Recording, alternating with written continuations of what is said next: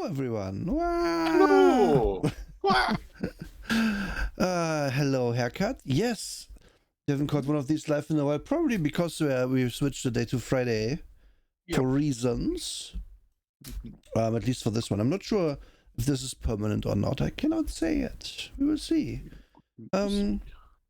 Rainfan, you are first. What would you like? Please don't anything sport, please.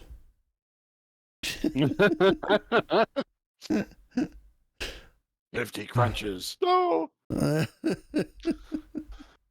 How about a compliment for a change? Okay. Me.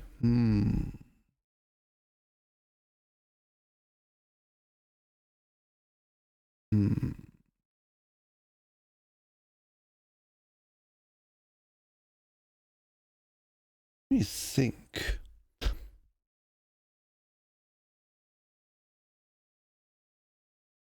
You are definitely a good bean and very huggable, and I would like to squeeze you as I hug you. There you go. But yeah. So what are we doing today, Mike?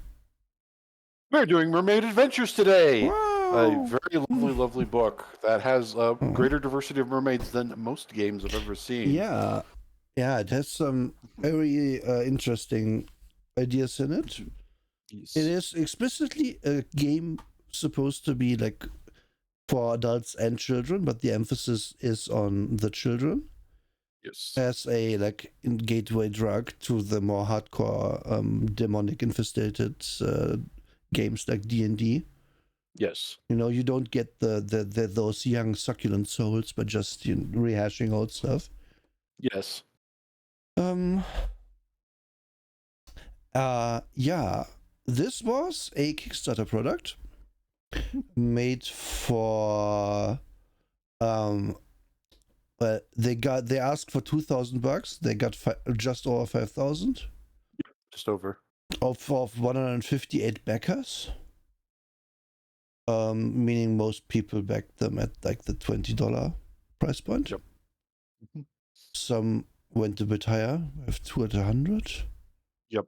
And 8 at 150. Backers get PDF and print edition Mermaid Adventures, a t-shirt, dice bag, posters for the game. Also rewards the backer gets a sneak peek. Sampled character. Oh, so 8 of the characters in the book are made by people. Okay, that makes sense. It explains them. It definitely explains them, that's for sure. Yeah, thank you, son. No worries. Need to get a TTRPG about sword lesbians. Isn't that literally a sword lesbian RPG? Thirsty sword lesbians, yeah. Yeah. And there's some people who did Blades in the Dark, yeah. Oh no, those poor lesbians. Yeah. Exactly. But yeah, so this is made by one Eloy Lasanta. And he has done a bunch more Kickstarter since then. So if a whole bunch more. He has started with Part-Time Gods as a thing, which apparently also it got $8,000. Okay, so these probably are all successes then. Oh yeah. And here's 2012 with Mermaid Adventures, 2011 probably when the Kickstarter was, and then the book came out in 2012. And then you can see that every year since, man has made 1 or 2 games. Give or take. I'm not really. That's honestly kind of impressive. Yeah, rather books. It's not so much games as it is books. Some stuff is for other games like H.P. Lovecraft, Preparatory Academy. Is this a children's Lovecraft game? What the fuck? Click. What if a popular series of stories about a young wizard had been written by H.P. Lovecraft? Oh, that's not that isn't bad. That's not a bad one. Hey, I want to read this at some point. That's actually pretty good because, Yeah. like, so I like the idea of doing a Miskatonic University, except it's Harry Potter. I like that. That's very good, actually. Ah. And we are being corrected, Trick. It was only published by the same company as Blades in the Dark. It was not made by the same people as Blades in the Dark. Yeah. So Evil had published it. So there's potential for it not being the worst, okay? Mm-hmm. Um There's potential. yeah, as we can see, gets like more money these days, but also this is more of a meme product. Maybe that got a bump. So Yeah. it's fair to say this person, this Eli, is a working person. Oh yeah. Oh, this is still going? Oh, we have a new one. March 17th. No, it's not going. This one didn't make it, apparently. Oh, there's a party game. Okay. Yeah. No, not enough people are into that idea. Yeah. So not all of these are winners, I guess. But it gets around like 5, 10, 15K per product. And then probably does most of the work on these. Mm-hmm. I cannot say that with absolute certainty, but I can say with absolute certainty that more than like 1 or 2 people can't live off of this amount of engagement, which is not to say this has been in any way bad. This is a success. It's just, not world shattering. Yeah, it isn't. I haven't looked in, I haven't opened all of these, so I don't know which one is the biggest one. But yeah. It's interesting because it's like this is definitely somebody who's very able to go, hey, I have this idea, I'm going to throw it on Kickstarter, and if there's enough people who are interested, bam, I will make it. It's a very good way for grabbing that, hey, is my finger on the pulse? Am I actually going in a direction that people will want or not? Yeah, true. Making a pitch for Kickstarter, especially, let's look at this party game one, right? That's a bunch of text and a few pictures. Actually, one picture and then some photo editing. Like, it's not. Yeah. It's not a big deal. And then by now, he knows. I probably goes through Drive-Thru RPG, blah blah blah. Because we aren't printing, publishing this, we just ship. We are just, I guess, maybe doing that. I have no idea, but we're cutting out the middlemen, so it's cheaper. Blah blah blah. Yeah. Much cheaper. So working out the pitch like that, okay, that's a few days work. Getting it all formulated and getting the pricing and stuff. Pricing could be more, but it's also like a guesswork a lot of the time for Kickstarters. Oh, it really is, yeah. And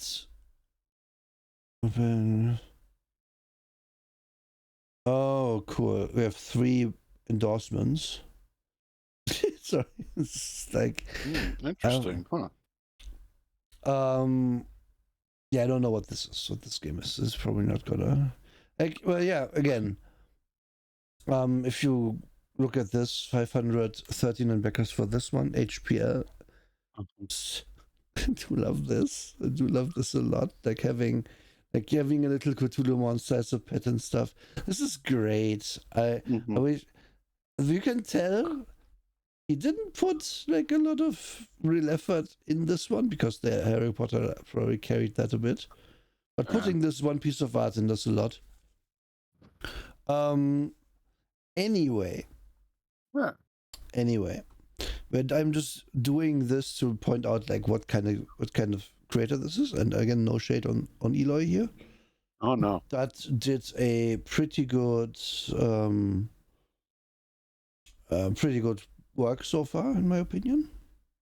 Like staying afloat in this business. This is possibly even a side business. Like I couldn't say if he works in some other capacity, because Eloy is.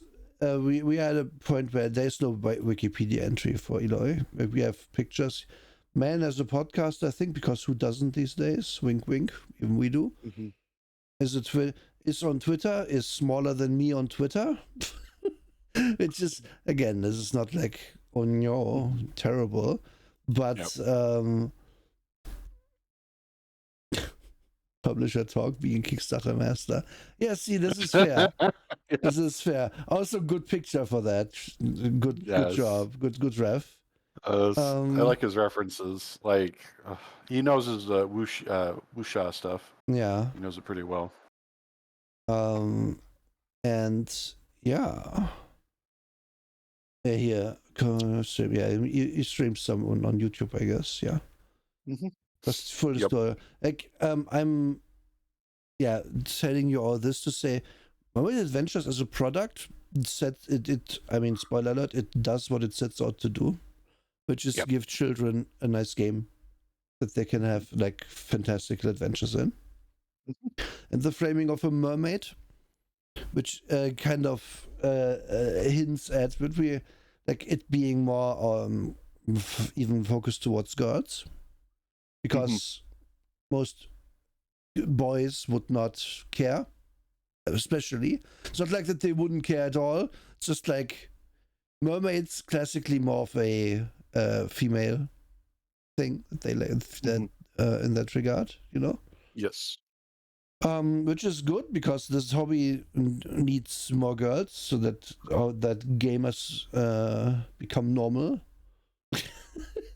Yes. I think that Critical Role has done a lot for that as well. Yes, super true. But you're absolutely right. There's for every for every BattleTech, there isn't a Mermaid Adventures. Yeah. That's not where we're at still. Yeah. And it's very possible. It's very possible. Yeah. And I'm not meaning like, gamer's terrible, blah blah blah. No, it's just like there is not really a focus on female interests in these spaces much. No, not really. Like everyone these days plays D&D, but D&D is also not very female focused in that regard. Like it's just like, yeah, sure, you can play it, no problem. But by the way, here's a giant book of monsters you can fight with your axe. Would you like to be a buff barbarian? Like, and that's also not to say that's not something females can't do. Of course not. Of course not. I'm just getting at a lot of games are like D&D. A lot of games follow that formula. They are like, okay, we need the Game Master's Handbook, we need the Player's Handbook, we need the Monster Manual. And then people can play our games, because a lot of the time, game designers envision is just making a better D&D.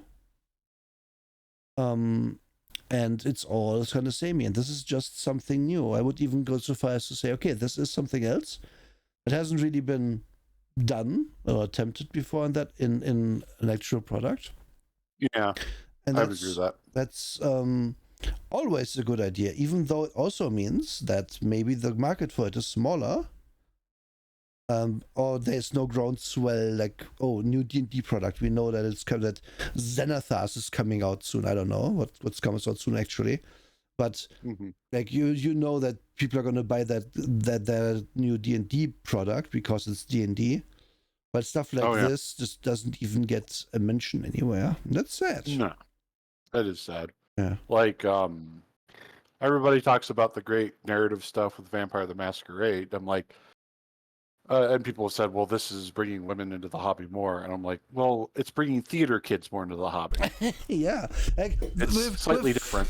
With Vampire, that's super true, actually. Yeah, with Vampire, it was like, oh, so many girls play Vampire. Yeah, compared to other RPGs, not really in absolute numbers.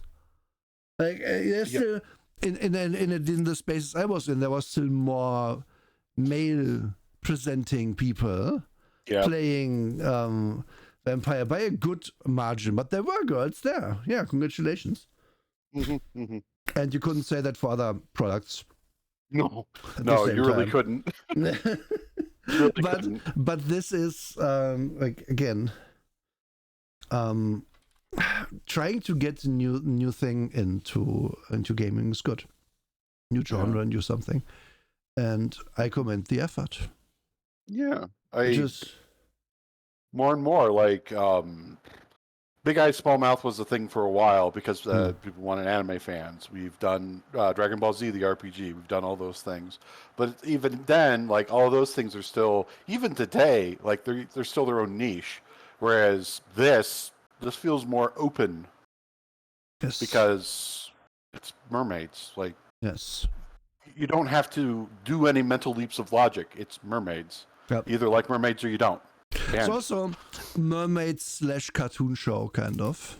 Yeah, that's a good point. Like it's supposed to be as taken as seriously in terms of like the we're under the sea thing as a cartoon, where Yes. if it makes sense that these mermaids are sitting on the campfire under the water, then that's what's gonna happen. They're gonna grill marshmallows down there.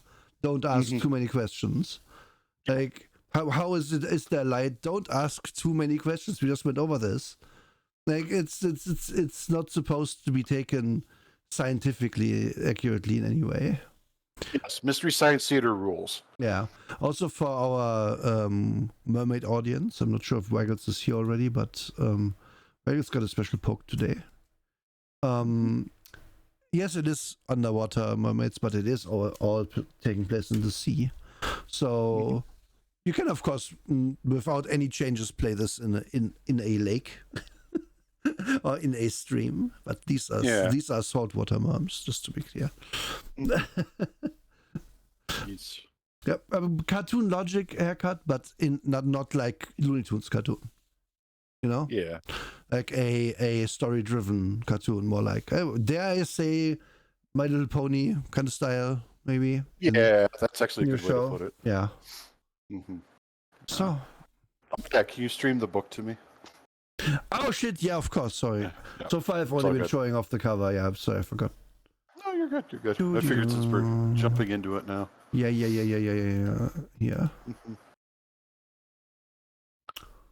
Perfect. Thank you. Yeah. And then we have also looking at this product. We have to say $5,000, right? That's what they got. Yeah. I dare D&D to make a product for $5,000. I want to see what that looks like. Like a book. That's actually a really good point. I hadn't even thought about that because we've talked about AAA gaming with like regards to big games and little games in the normal computer gaming sphere. We don't talk about that very often with the tabletop role playing scene about the big designers versus the little designers and production values. And for $5,000, this is a really polished product in terms of art direction and so on. Yep.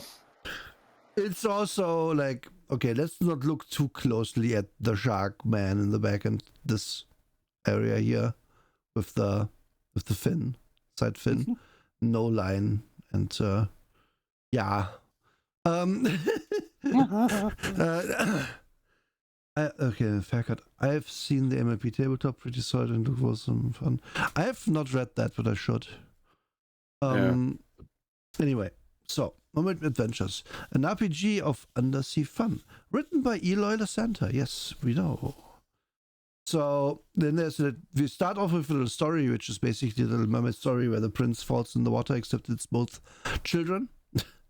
Yes. And one just rescues the prince or the other child with magic, and then the human boy doesn't know what happened, and no one knows about mermaids.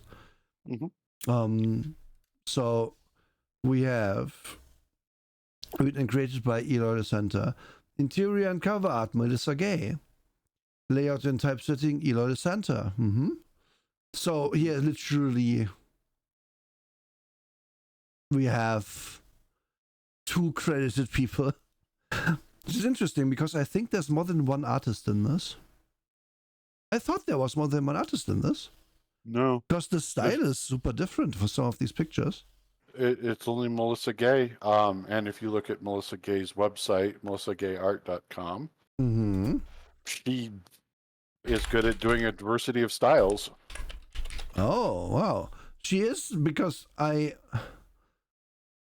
didn't realize it was more than one person. Good job.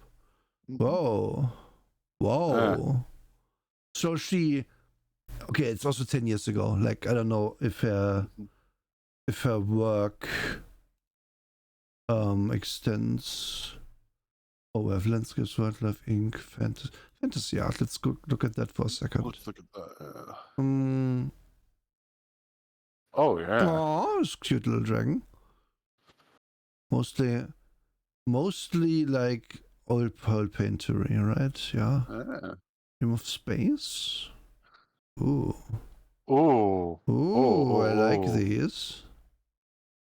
Fair to say, Damn. probably that she learned a lot in 10 years. Yeah. Not that the art in Mermaid Adventures is bad, by any means, but this is certainly a different level. Whoa, nice. Mm-hmm. Mm-hmm. Mm-hmm. And this is Some more, amazing here you watercolor. can see There we like go. sort of a similar one. Mm-hmm. It's also very cute. Oof, yeah. Okay. Dang. Okay. Yeah. Okay, because yeah, as we'll see, there's an interesting some interesting art in here. And then we see you have some playtesters. We also have some kid playtesters who youngest one is 4. Wow. Oldest one is 12. 1, 2, 3, 4, 5, 6, 9, 10, 11, 12, 13, 15, 16 children and like 10 adults. So they're like 2/3 children, the gamers, probably. Disclaimer: this book contains fantastic and magical themes, characters, and places. So it's purely a fictional work and is for entertainment purposes only. Okay. And Third Eye Games, that is Eli's company. So, and then we get to what is in this book. Well, the format's making characters, tasks, friends and enemies, navigator, and which is the game master in this book's navigator. Some for characters, and then we have 5 adventures. Yep.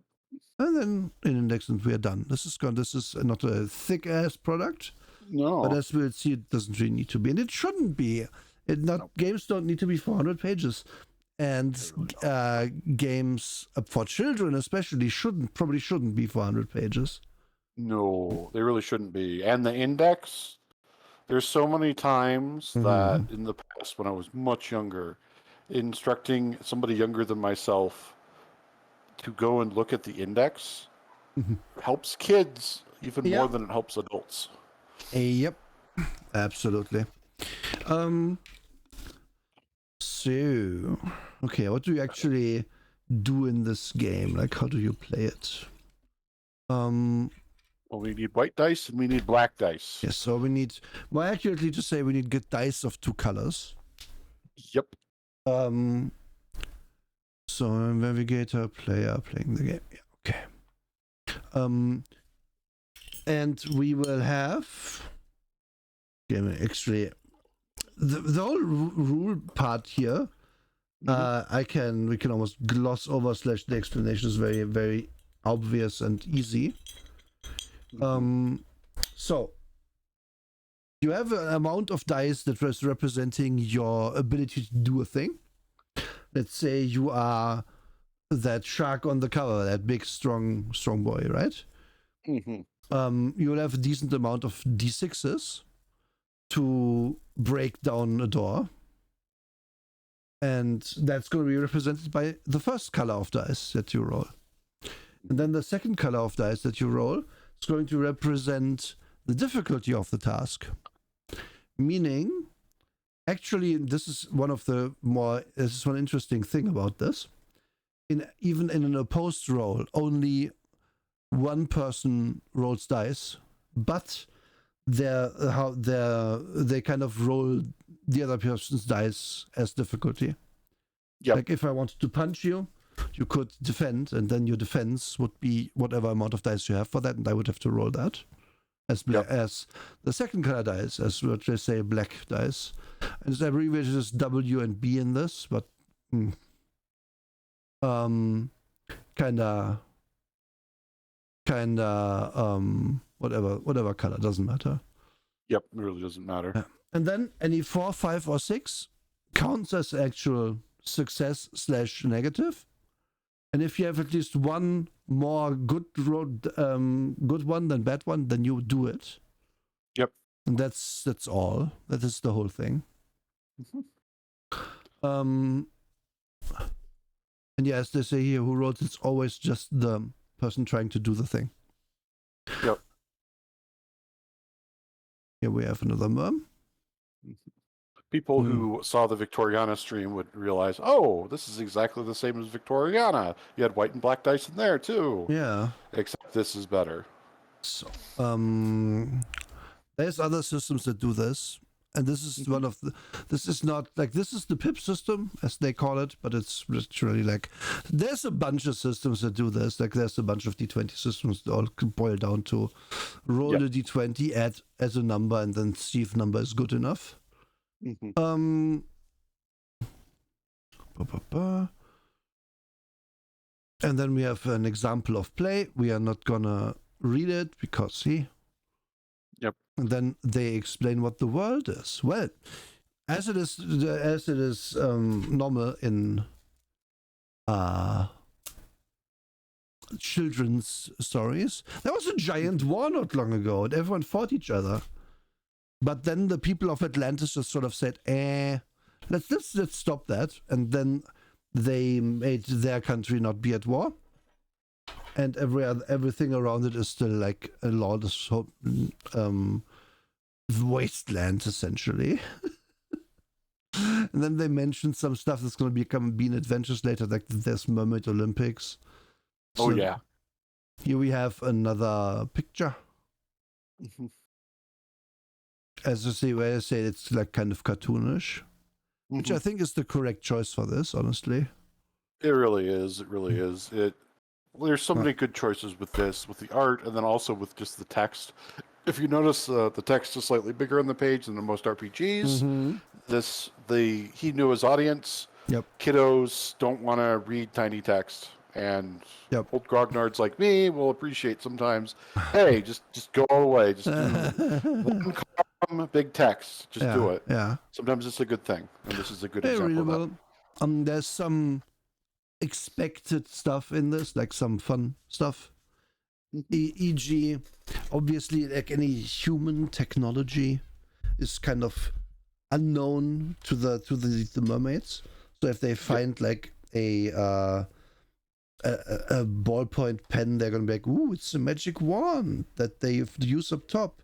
Look, it can leave like not something that isn't ink, but still stains this paper." Blah, blah, blah. And then you can even roll for it, and then you. Oh, Wiggles, there's Wiggles. Hey, Wiggles. We just started, so to give you the Cliff Notes, Wiggles, it is a for children. We are playing saltwater merms. Sorry to say, but you could put this somewhere else, no problem. You do D6s for resolution. You roll your D6s that you have in your skills and stuff as positives, and the difficulty of the task is negatives. That's the whole thing. That's the whole mechanic. We're just talking about the world, which is basically Atlantis, and around it there's a bunch of lawless land you can explore. And then there's like art like this. All MG. It is very reminiscent of the mermaid in it. Yes, Wiggles. I wish we had gotten this done in Mermaid, but we almost did. Almost. It would have been on brand, but the timers didn't align for it. So, then, as I said, around Atlantis, there's just a bunch of what they call darklands, which is just an like lawless area where whatever can happen. And now we get to the merfolk. Because if you think it's just mermaids, then you are sorely mistaken, young Padawan. There's all sorts of folk in this book. We have fish folk. This would be your classic mermaid.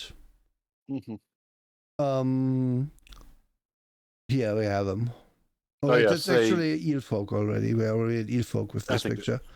But to be fair, mermaid. The picture for mermaid is here. They have the fishtail. Some might have a back fin. And they are. Well, we're gonna see what that means mechanically. Yes, they have webbed hands. I think not all of them do, but at least eel folk do. Is there eel folk? Yep. They can shock you with electricity, and they are pranksters. And there's urchin folk, which I wish they had a picture for that, because as far as I know, do they have guilds? I believe this is more like, they don't show the guilds. No, they don't show the guilds. No, I don't show the guilds. They do have pointy ears, though. Wait, do they have guilds in the start picture? No guilds. No guilds. But again, it's cartoonish, so you don't have to have it all make sense. As the book says, this sort of following cartoon logic in some sense. If it makes a cool scene for there to be an underwater fire to roast marshmallows on, then you should totally do that and not worry about the physics of it. Oh, yes. I love that. I love that. That was what somebody said once, bikini bottom rules. Yeah, bikini bottom rules. That's actually very good. Oh god, you could so easily play a SpongeBob game in this. Easily. How did I not cotton on earlier? What the fuck? Okay, anyway.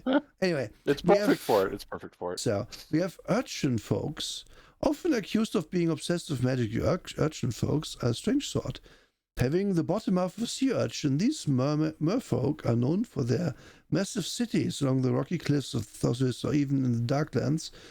The people love to scrounge for those magical relics and the point of hoarding the most powerful for themselves. The urchin folk are well suited to travel into the Darklands due to their spiny exterior, giving them the most shot at finding lost treasures somehow. I don't understand why that helps.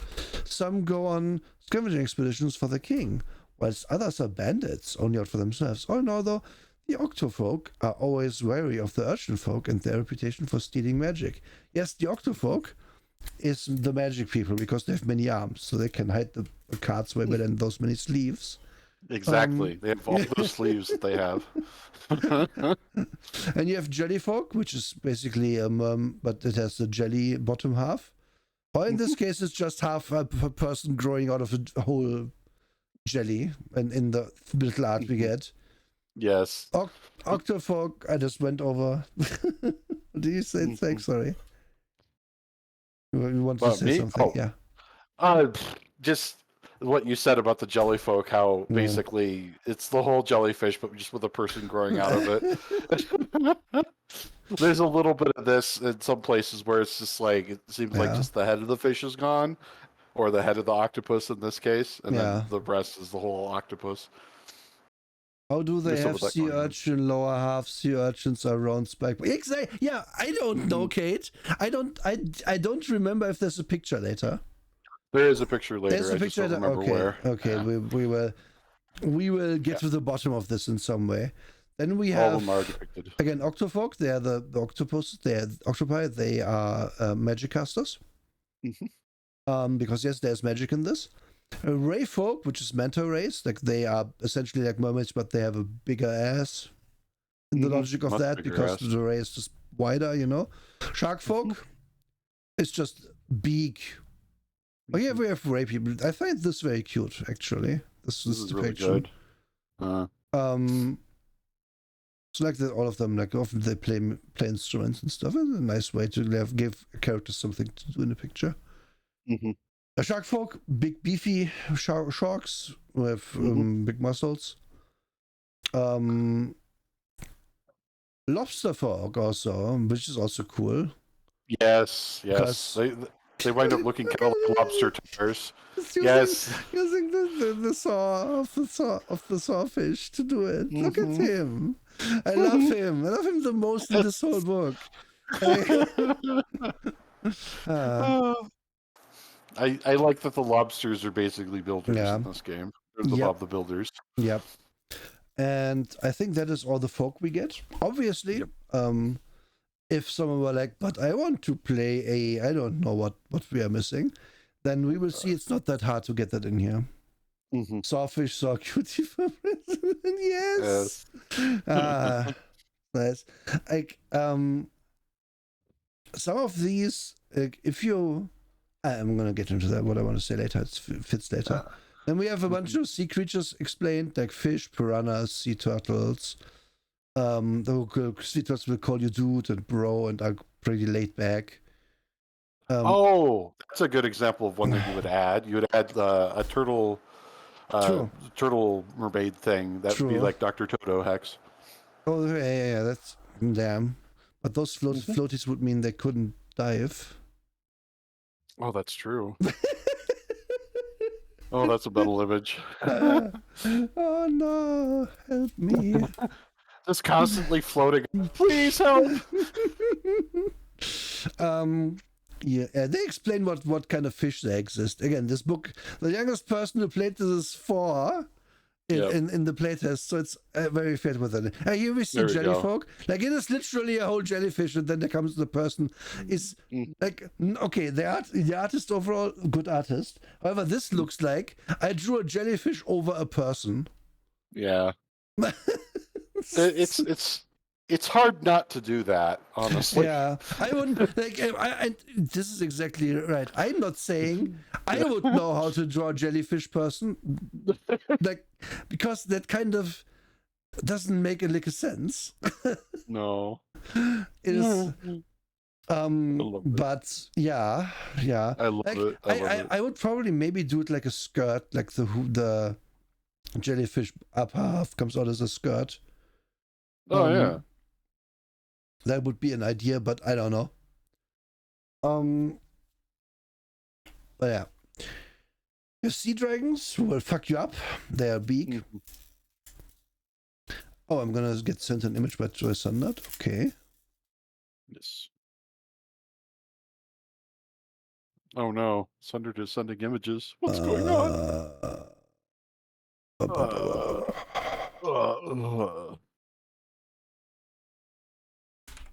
Oh, yeah. Just waiting. Oh, it's in that category.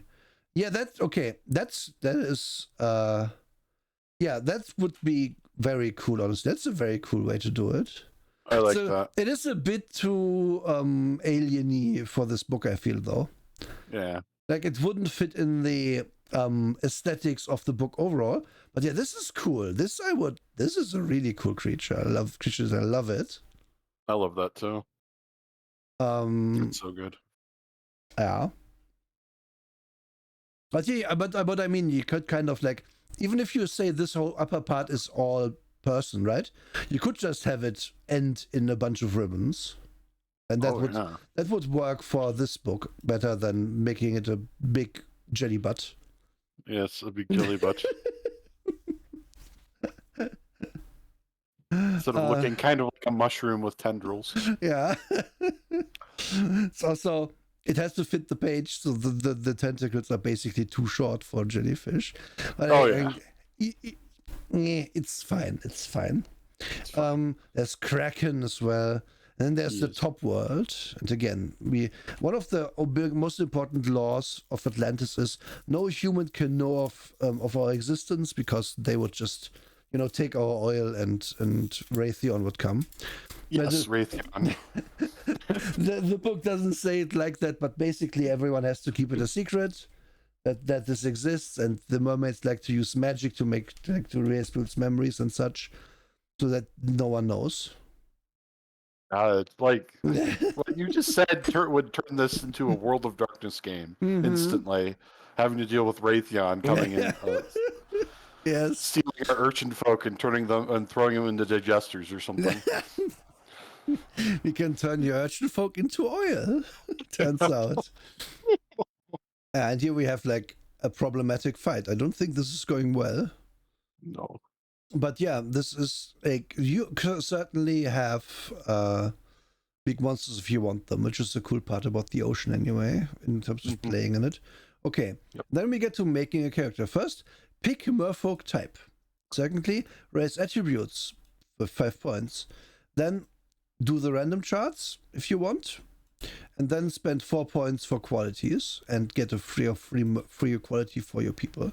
And now we can see how this game is actually done. So it is, again, very simple, because, again, children's game.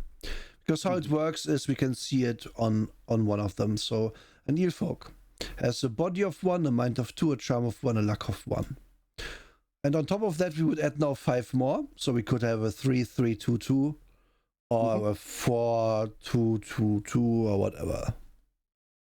Or 5-2-2-1.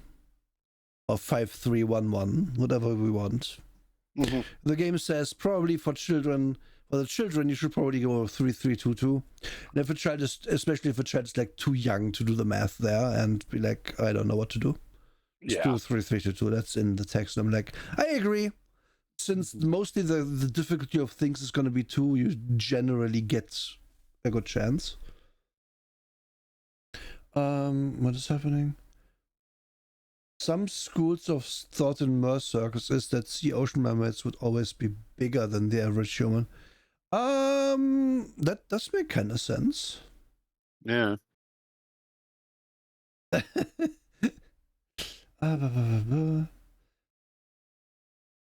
Because there's more. Yeah, ocean fish get bigger. Fish tend to grow a bit more if there's more water around them, like space. Yep. I would follow that. But then also, okay. Sorry, I was sidetracked. So that's your basic points that you always get, and then you get qualities. And let's look at the cheerful quality. Eel folk are insanely cheerful most of the time and love to use this to spread joy to others. At times, other mermaids find them annoying, but that's their problem. Oops. Game did not have good spell check. Yeah. Sorry to say. Game did not have good spell check. But also, as we said, game was made for $5,000. Yep. There is not easy. There's a bunch of spelling mistakes in this if you look closely at the text. Yep. It is never mean the game is unplayable. And again, it's a $5,000 product made by one person. And there is not going to show up in a word processor's squiggly lines because there is a valid word. So I know exactly how this got through. This person allocated this much time to doing this product. And if you get 5K for your product, then you have to you can't be like, oh, it's going to take 6 months. I'm just going to eat nothing but dry ramen because my water has been cut. No, you bring this out. So you definitely do a, hey, word, tell me if there's any spelling mistakes and you fix those. But this just wouldn't show. So it's in there. And then if you have certain proclivities for certain types of, it's always spelling mistakes. Like I always do it wrong as well. And used to, and then now these days I catch myself. I still do it wrong, and then I catch myself with not with there specifically, but certain other words. There's also what I refer to as the excess word problem. I don't have this problem normally, but if I wrote like 20,000 words in a given day, then suddenly I miss it a few times. So like. The only way to catch this is for him to literally sit down and read his entire product after he's not read it for a month or two, and you can't do that during the creation process. Yep. So I guess this Merfolk would even use human language underwater anyway. Only proof this was written by a mermaid. See, it's actually world building. There we go. I'm willing to do that. So, but it says gain 1 W, so 1 positive die, when you do something to make someone else happy. Yep. And this is how all the qualities in this work. Gain +1 die if whatever you are doing fulfills a condition. Yep. So doing powerlifting for fun. Just in a gym, not valid. Doing powerlifting someone else to cheer them up, valid. Get you +1 dice. Like you can, it is often, and this is very good. This is very good because with children, especially younger children, giving them a small list, because you get total of 5 qualities, like 4 plus your free one. Giving them like 5 things they can do, basically. They can do better, in quotation marks. Yep. And saying, okay, if you can do one of these things during whatever you want to do, like tie it to something, then you're gonna get a bonus. Yep. You get this extra dice. It's very easy to understand, and it works as a mechanic very well, because then they aren't gonna be like, yeah, I do X thing. Then they're gonna think about, I do X, And also, while I'm doing that, I make sure it does Y. And it leads to good storytelling in children's terms, I would say. Like, it is a thing of, hey, I want to bake a cookie. Why? Well, I want to make them happy. Can I do that? Do I get that then? Yeah, I would say you get it, because why not? You're cheerful and you want to make someone happy with your cookie? Sure, then let's go. And then this goes on like this. So you have 4 attributes, everyone gets 5 base points, so everyone is a different 2 somewhere, but almost they could have said get 6 points here almost, because it doesn't matter. Like, if you want to be a strength 5 fishfolk, you can be. No problem, because you just put 4 points into body. But we should at this juncture explain luck, because luck is also fun in this. So luck is good. Looking at these things, anything to do with physicality is body. So a body 5 person is strong but also dexterous. Anything to do with doing a brain thing is mind. And anything to do with being personable is charm. And anything else is luck. Literally anything else. And this game allows you to be like, let's say, we're in front of the castle, we don't know how to get in. And I would be allowed to say, hey, Drake, would it be real lucky if there was a secret entrance that I find now? And then you would be like, yeah, it would be lucky. Roll me a luck check. And then you find the secret entrance. And that is a great one for a children's game. That in and of itself is an amazing mechanic. It's great for children's games and great for cartoon games in general. Yes, exactly. And it's also ending as a mechanic almost. Yes, exactly. Because like, there again, as the game is set up, you usually roll against like a 2 difficulty, maybe a 3. So if you want to be a lucky person in this, it's totally fine. You can. And then you just do lucky things all the time. Bumble into success, and I find that really fun. It's great fun. And the other half of that is that luck is also your magic stat if you can use magic. I was going to get to that with Octofolk, which you're going to be in a minute. And then you have Fishfolk, who are adventurous, so you get +1 whenever they want to discover something new. I would more accurately say new for your character, because then otherwise this could be weird, but again, it's for children. It's fine like this. Jellyfolk, who are more charming. Many when you murmur. Oh yeah, they are stealthy. They are like rogues, because they get +1 to stealth. Lobsters have the advantage of having a hardened shell, which can protect them from attacks and other random dangers, like traps, falling boulders, etc. Gain +1 white die when defending against a body hit. Actually, one of the worst ones. But we'll get to why that's not as great, but it's not terrible at the same time. Octofolk are good at doing things quickly with the help of tentacles they can use with like hands. This is limited to tasks that can be done with their hands, since they only have 1 set of eyes. Gain +1 white die when you want to get a task done quickly. Interesting. I would argue that you can almost always apply this. Yeah, it's pretty regular. Yeah, you'd be able to do that. Rayfolk you can flatten their body to become thin and long. It's helpful whenever they need to hide under a layer of dust or fit through small spaces. Gain +1 die for gain +1 white die to tasks that benefit from being flat. So if your game is on Friday, folks, you get +1 always. Because you're just gonna be a flat fucker.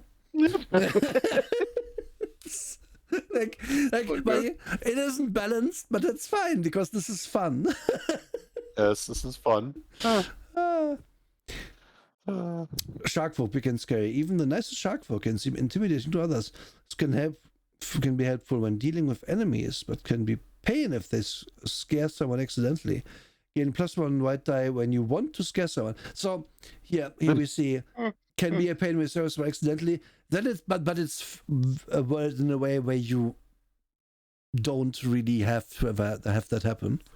Which is good. Again, we're playing with children. You don't want to discourage children being like, oh, but actually you have a crippling fear of snakes, and thus you cannot enter this dungeon of snakes. Ooh, and be a giant asshole to children, be a rock now, and I think, no, this is supposed to be a fun game. So stuff like there isn't really any negative things in here except a very small few, which we'll get to. Yeah, we'll get those. Yeah, then we have urchin folk having spines all over their body. Urchin folks are known for being great fighters. Their spines are feared by other merfolk. Gain +1 die whenever you want to poke someone with your spines. Very situational, I feel, but okay. And now we explain them. Oh, I have one comment about all those. Yes. One of the things that happens in a lot of games, and this was actually done in Monty Cook's Numenera setting and his Cypher system, was he started classifying things as enablers. In some ways, some of these things you can even classify as enablers when you apply it to children, because there's a lot of children that wouldn't have thought right away, well, I'm a big shark. Yeah. I'm scarier than the rest of them? Now that kid will then feel enabled to go and scare the bad guy away. That's a very good point, actually. You're right. Yeah. Like, a lot of this is... looking at this from child's perspective, like big and scary. Oh, I am cool. Or mostly, like, I want to be big and scary. Oh, then you should play a shark folk. They are big and scary and stuff like that, you know? Works great both ways. Yeah. I feel like more systems that have this concept of making a player feel enabled is really good. Yeah. Really, really good. Yeah. I agree. Came back just in time to hear about your crippling fear of snakes. No, I don't fear snakes. It was an example.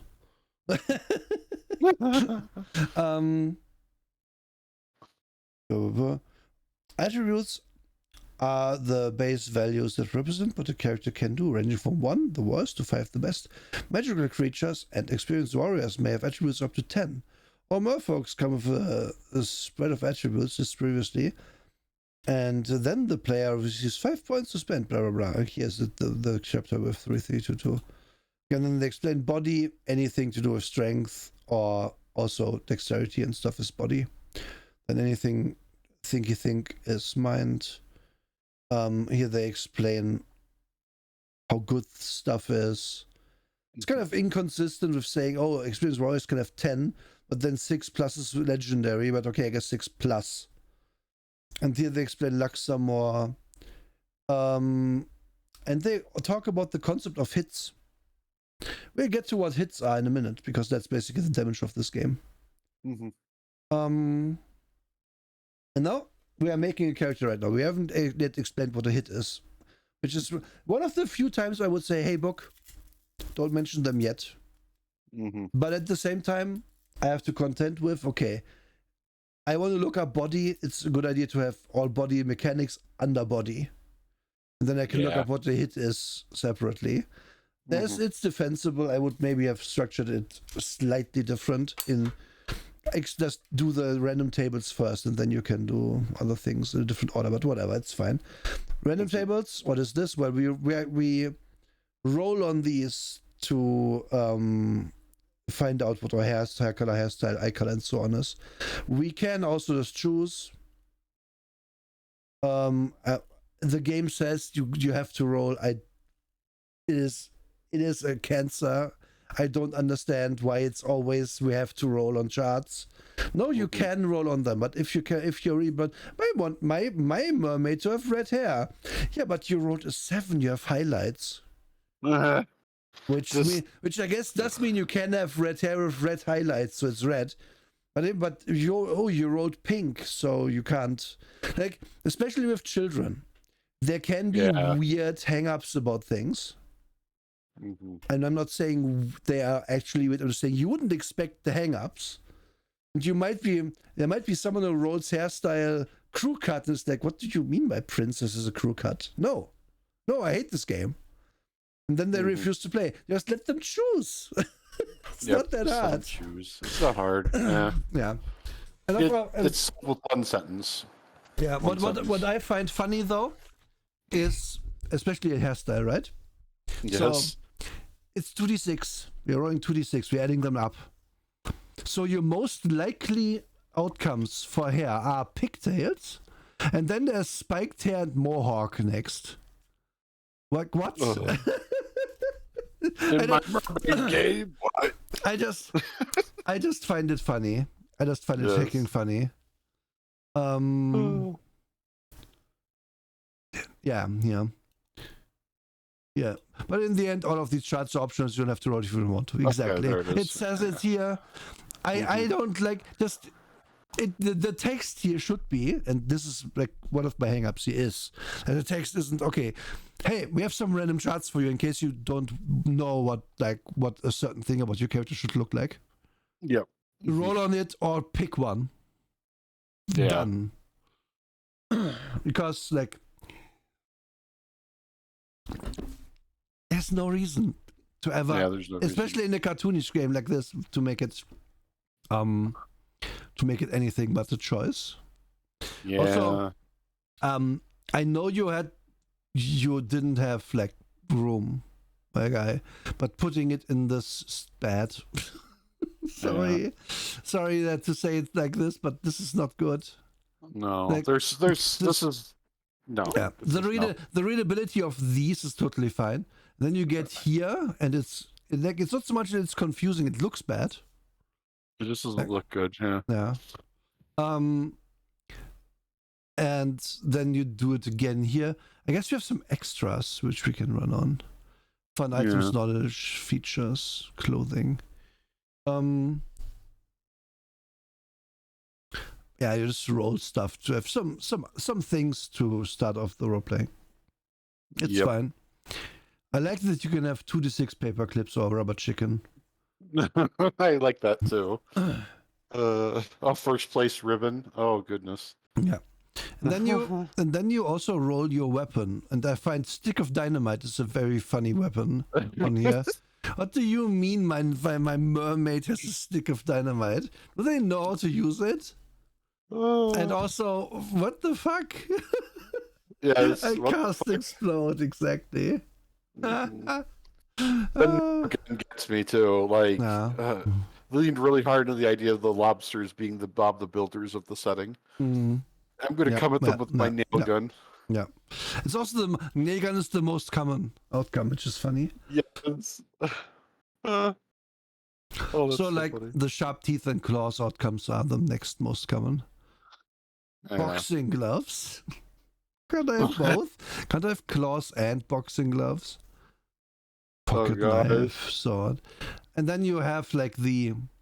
Oh, there's ocean fog. It looks so weird. Yeah.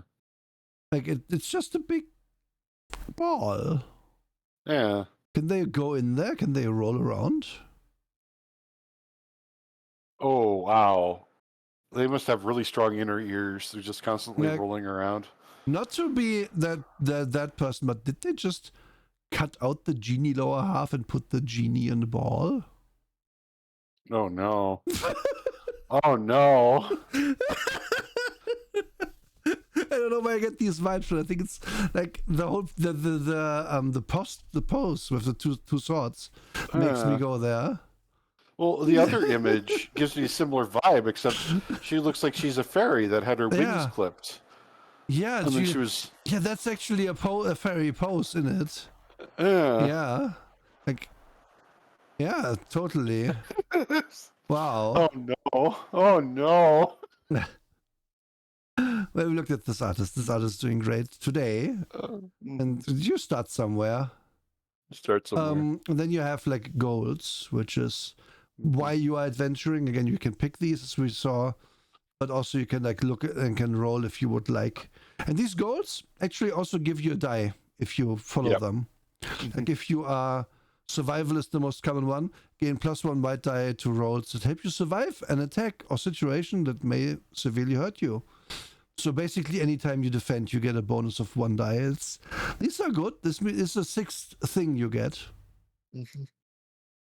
I'm gonna lie, I saw this and immediately City Escape started playing in my head. Oh no. But then again, yeah. And then we have qualities. These work exactly the same as the racial qualities, which is Yeah. artistic, gain +1 white die attempting to do something artistic. Avoid traps, gain +1 white die when scouting for traps or to avoid a trap that has been sprung. Beautiful, gain +1 white die whenever an adorable smile or wink of your eye may come in handy. Wow. Brute, gain +1 white die. Brute strength can help you out of a bad situation, blah, blah, blah. It's always like this. And since we are getting there, like, these are very broad, right? Yep. For example, I could have brute and I could have fighter together. Gain +1 white die whenever you need to physically fight someone. I would argue that being a brute helps you in a fight, and I would be correct. So you can stack up to 3 positives together. Yep. As per the rules. And another positive can also be someone else helping you. And here we get to the crux of this and why this is actually nice, in my opinion. Mm-hmm. Because in this game, you are mostly going to succeed on your rolls. Yes. It is a pretty forgiving game, as soon as the kids understand to work together. Yep. That's like, that was one thing that was good about Blades in the Dark and good about a number of other games. Just the idea that let's work together, just being even enabled even a little bit by the rules. Yep. And not in like a punishing way. Like, part of my problem with Dungeons and Dragons 5th edition is I'm going to help him. Okay, well, you literally cannot do anything else now. Congratulations. Yeah. Whereas more games like this, well, I want to help him with some words of encouragement while I'm attempting to get away from the guy stabbing me. That's valid. Yeah, I would definitely allow that. And then, yeah, there was like at least one example of it here. Scared off. The scared off quality, which is a negative quality. Gives you, gain 1 white die to run away, but 1 black die for all other interactions. Why is this here? Well, this is not something you are supposed to pick at the start. This is something you might get during play, and we'll get to there soon. Also, there's magic qualities. This is your spells. Yes. And you basically choose them, and then you have spells as opposed to a +1 somewhere. Like any one of these is like a quality, and you can later buy more. Yes. Hey, beam me with my gun. Yes, exactly. Like, honestly, the wording of beam has confused me a bit. Your mermaid can shoot a beam of energy that can harm an enemy or destroy an obstacle that may be in their way. Make a difficulty 1 luck roll and then make a second luck roll at +3 white die. Oh, I make the luck roll to get the beam out and then I attack, I guess. Correct. That's exactly it. This is one of the few times we have to roll twice for something. Yep. And then you have like heal. You can heal people, can hypnotize people, can turn into humans. You yourself for 1, for difficulty 1, and others for difficulty 3. You can put people to sleep. You have a shield. You can water bend. Wow. And then you can make a powerful sorcerer or sea witch can make any special power or ability the navigator can imagine into a potion. This is Ursula. The Ursula box. Yes. Can also have an animal friend. Because again, we're playing with kids. So of course they will want a little turtle or whatever to follow them around. And look at this fucking, look at him. Yes. I love him. It's great. I'm glad they took the tiger put shark thing Nemo in literally. here. Yes, Nemo. I didn't notice before. It's literally Nemo. Wow. Literally. Animal friends kind of just work as another character that you control. They cost 2 points, and then you get their own attributes. And they kind of go down quicker in a fight because they're supposed to be small.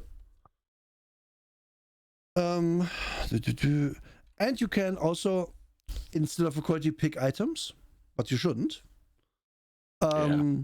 Items kind of is like, oh, I have binoculars, I get +1 die to side-based rolls. A dictionary, +1 studying, and so on and so forth. So, however, but items are one of the big things you're supposed to find in the game. The DM is supposed to give you an item that does something.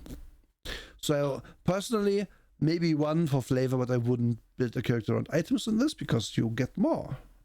Exactly. And the fighting the items thing is like a huge part of mermaid storytelling, honestly. Yeah. Hearing a rumor about a treasure or whatever. It could be anything, really. The Raytheon vessel that sunk, whatever. Yep. And then if you get progression points, after a successful game session, the navigator can give up to 3 progression points for each player that can be spent to enhance your mermaid. So you get change equality for 1 point, which fair. I would usually my personal house rule is okay if we are starting a game, you can change your character after the first 1 or 2 adventures, and it's fine because you're still figuring out who you want to play. But making it cheap is also kind of fine. And then you get a new quality for 3 and 1 if it's an animal friend. They can only have 3 of them in total. You can raise an attribute for 5. And that is all, because that's all the mechanics we got. That's it. Yeah, and that's all you need. Also, it means you level pretty quickly, but this game is kind of made for one-shots / short games, because again, it's for children. You aren't gonna spend like 5 years playing the same character, and this children probably want to make new characters ever so often. And that's fine. Okay. So, and how do you do things? Again, we said you choose your thing, and then you roll, and then you have the difficulty chart. Simple task is difficulty 1, middle like normal difficulty, whatever baseline is 2. Tough, amazing, and legendary is this. Oh god, hey. 7624. No, that's too close to home. 3 guards with big helmets, so it won't be easy. Difficulty 2. The room is very cluttered, making it hard to find the note. Difficulty 2. Yep. Yeah, so gives a lot of examples, also in like examples even in text, which is good. Yes, very important. And it's and at the same time it's brief enough about this, but I'm not annoyed, because a lot of games will be like, oh, we have to give like a 10-page play-by-play example of this game. Yeah. And those are usually not fun to read or interesting. And not something that will help you with understanding stuff, except on first read ever, so I don't know. And this is a game where resolving a task is supposed to be quick. Yeah. Versus other games where,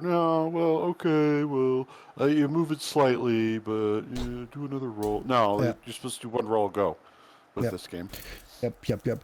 And then we see like what outcomes we can get. White wins, which is like, here's an example of that. If you have 1 die and roll a 5 and a 2 on the blacks, on the second color, then white just wins. If the dice come up with more success on white than black, your task succeeds, and whatever you were attempting happens. If the white dice win by 3 or more, they are very successful in their task. Navigator is encouraged to use the "you succeed and" statement, adding some bonus positive event to happen next due to their player's awesome roll. Yeah, you run the door in, and as you do, like the bad guy you were pursuing, turns out he's under the door because he was just there in the moment, blah blah blah, something like that. Conversely, black, if the second die, the negative color wins, then the thing you didn't work, and if they win hard, it goes very bad. Navigator should use the "you fail and" statement, adding some extra horrible things that happen next. And then a tie, which is something obviously you can easily tie in this. Notably, this is actually a bad example of a tie, because these should be different numbers for 4 or more. Because a tie in this would be if I roll a 6 and a 4, it's still a tie. They could have gotten an extra rule in where it's like, oh, it has to be like 6s are better than 5s in this specific one, but no one cares. No one cares. And this is the correct way to do it. And it's like, okay, you succeed in your task, but is what we have here. Like it's basically a mixed bag of thing. You run the door in, but then bump your head on a frying pan that hung there. And then it describes what you should. Your song was so good that you distract the guards enough to let your friends sneak past as well. And they give you some money for your time. Ooh, those are very nice guards. And so on and so forth. Like, good examples. This is brief, but exactly what you need. Yep. Kilnora is not used to underwater life. Well, this is supposed to be cartoonish, Waggles. Yeah, so he pointed out. You can still hang something in the water. Yeah, what are you talking about? I mean, that's what the octopus male does after he detaches his tentacle. It gets hung there, and then the lady octopus takes care of it. Aye. Then the teamwork rule. Oh yeah. So people have to, if they do something together, it's a bit more complex if it's like a specific task. Let's say you all want to run the door down together, and everyone must succeed on a difficulty 2 roll on the whatever skill. And then the main person does the roll with bonus dice. Almost a bit too complicated for my blood, but for this game, but it's okay. And then we come to the conflict part. How does this work? Well, let's say I want to attack someone. If my body is stat, because my body stat is high, I want to punch. And I say, well, I punch them. Then they get to say how they defend. For example, they can say, well, I try to block, which would be a body thing. But they could also say, well, it happens that I slip and you miss. It's a luck defense. Trick, are you there? Yeah, I'm here. Okay, sorry. It's okay. I was just unsure. Somehow. I was verifying the octopus baiting habits. Sorry. Because I said it out loud, I was like, wait, am I right? I don't know. And so you can basically, if you are inventive, you can use any stat to defend in a fight. And also magic obviously uses luck. However, if you defend with a particular stat and get hit, then that stat will take a hit. Yep. And now we get to what hits are. Okay, so we get to what taking turns are first. Okay, this I like this as well. Whenever you have more than one character that wants to act at the same time, use the dice to decide who goes first. This is easily done. A quick roll of 1d6 plus your lowest attribute. The player with the highest roll gets to go first. If 2 or more players tie for highest roll, again to break the tie. Highest roll players goes. Yeah, this is a very simple initiative. They didn't really have the initiative stats, so plus lowest attribute. I find that works super well. It's a good decision. Does. Do not tie it to luck or whatever. Just say a lowest attribute because you are. It is always explainable why your lowest attribute would be distracting you, and so yeah, works. Now hits. What are hits? If an attacking character's roll has more successes than the defender takes 1 hit to the attribute they attempted to defend with. The attacker rolls 3 or more successes over the defender takes 2 hits to the attribute. The defending character has more successes than the attacker, then they take no hits. If they have 3 or more successes, then the attacker takes a hit. It's also a fun little thing. I like that. And this is one roll. I have 5 dice to attack you, 4 to defend. I roll 9 dice at the same time. 4 of your color, 5 of mine, and then we look at the outcome. So more likely than not, it's probably going to be a 1 hit for me, or nothing is happening. A 3 or more is quite unlikely even on 10 dice versus like 1. It's 10 versus 1 is actually mathematically the norm. So I guess it's but no, you're not gonna have 10 dice. So yeah, it's mostly gonna be a one hit. There are times when Navigator may have the character resist taking a hit connected to a task. Making their way through a very complicated mental task could cause a hit to mind. Getting hit by a falling boulder would cause a hit to body. It's important to remember that only rolls that hold some kind of danger will result in a hit being taken. Other rolls just determine whether the task is successful or not. Yes. So Very good. Yeah. each attribute can take up to 4 hits before your mermaid shows negative effects. When they have 0 hits left, the character cannot use the attribute for any task or conflict until it heals back. Also roll on one of the following charts to see what else happens. And these charts are kind of always the same, in more or less. In that rolling a 2 is bad because you lose a point to body. Yep. Or to whatever stat, but can't go below 1. Coma 1d6 days. What the fuck? Break an arm, unusable for 26 days. Here we come to the moment where clearly this person didn't know what game they were making. In this one, in this particular thing. No, you don't do that. You don't tell the 4-year-old child, you're in a coma now. No, you really don't want to. No, this is the only place where this book fumbles the ball. Mm-hmm. And especially like with the body one, because coma, really? Yeah. Because the other ones aren't as bad. Also, if you roll high on this, so if you happen to get reduced to 0 body and then you roll 12 on that, and then shoot a 6, some light bruising, but nothing too bad. Regain 1 body, so it actually healed you for 1 getting punched. This is the correct kind of thing to put here. Mm-hmm. It is. Because it should not be consequences like this in the game. That's dumb. A little bit dumb. Mm-hmm. Also, it cannot use that. Like, it's also interesting, like, okay, so the rules here, and this is something where we have to point out and drive home because it's not super obvious.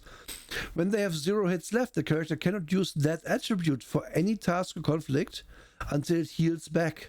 How it heals we get to later, but yes, this means if my character gets bodied until they can't get bodied anymore, I'm not out of the fight, except if I roll coma or something.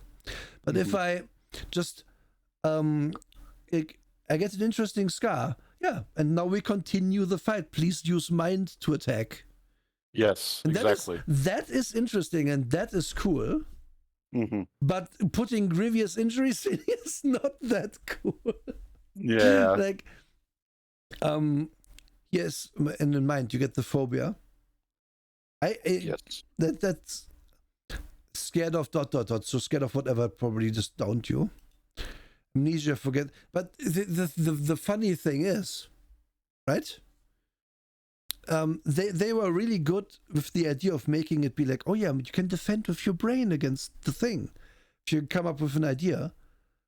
So, but that means I can only gain a phobia if I try to be smart. Yes, exactly. And that's kind of weird, isn't it? It's kind of weird. Mm-hmm. Like it is kind of weird. These tables are not great. Nah. There should have been a different outcome matrix of some kind for what happens for each of these, but a lot of these are not great because, like, I would be scared of getting rolled over by a boulder, so I would be scared of like a trap, for example, or scared of, I don't know,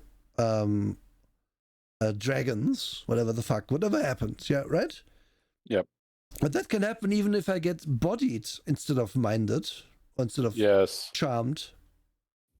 And also, like, clearly these attributes aren't still, even though they technically are equal in the rules, they aren't equal for outcome decisions. No, they really aren't.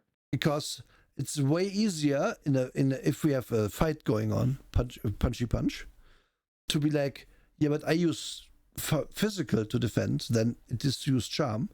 Can use charm.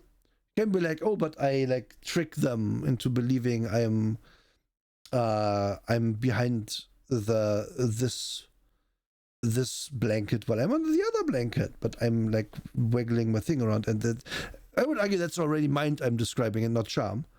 Charm would be like, oh, I'm making big eyes at them. Can they really punch me? And then they're, oh no, you're too cute. Okay, fine. Yes.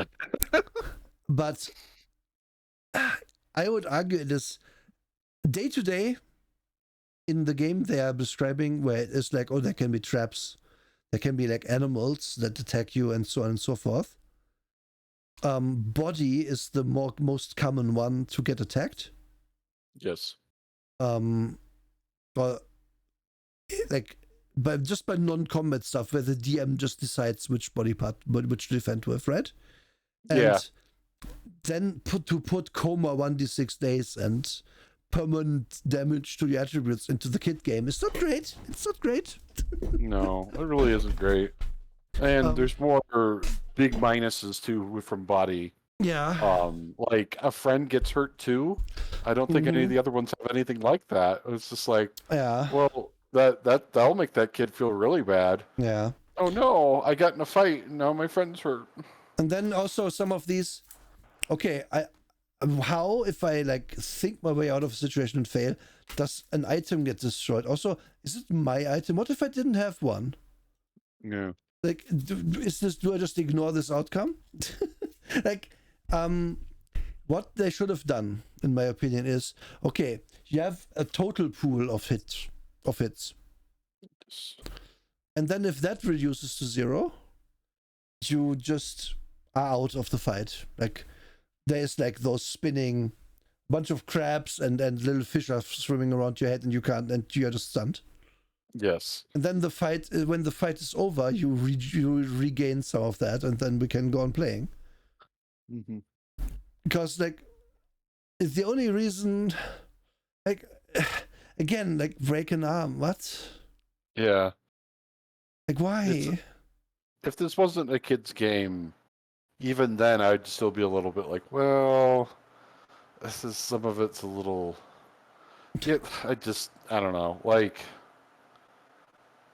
some of it just doesn't feel right. Like, yes, there's some of it where I'd be like, okay, but it just doesn't feel right. It just doesn't sit well with me. It doesn't pass the, well, do I feel comfortable with this test? Because the luck chart is really bad because, oh no, I'm out of luck. I've used up all my magic. Well, I can have a splitting headache. I can trip and fall. I can suddenly have a tantrum out of nowhere. It just, what? You take way more damage if you keep using magic.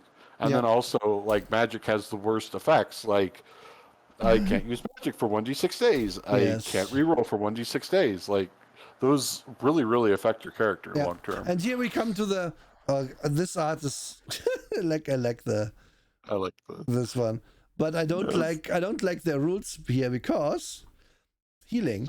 After resting for the night and getting some sleep, your mermaid can regain 2 hits of your choice. You have 16. It takes up to 8 days for your mermaid to be in top quality again. Okay, and you can heal someone, you know? But, okay, what does this mean? This means the magic we took, since doing a magic spell means a hit to luck. So you can do 4 spells a day. Yep.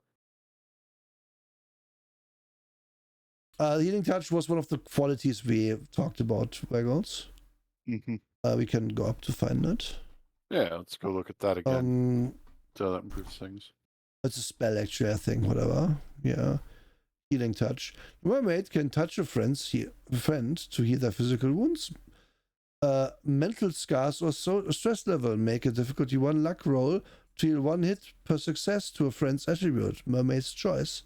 This is like this. Make the rules as written make this really good because you can trade 1 damage on your own luck for like success damage on damage healed, which is usually more than 1.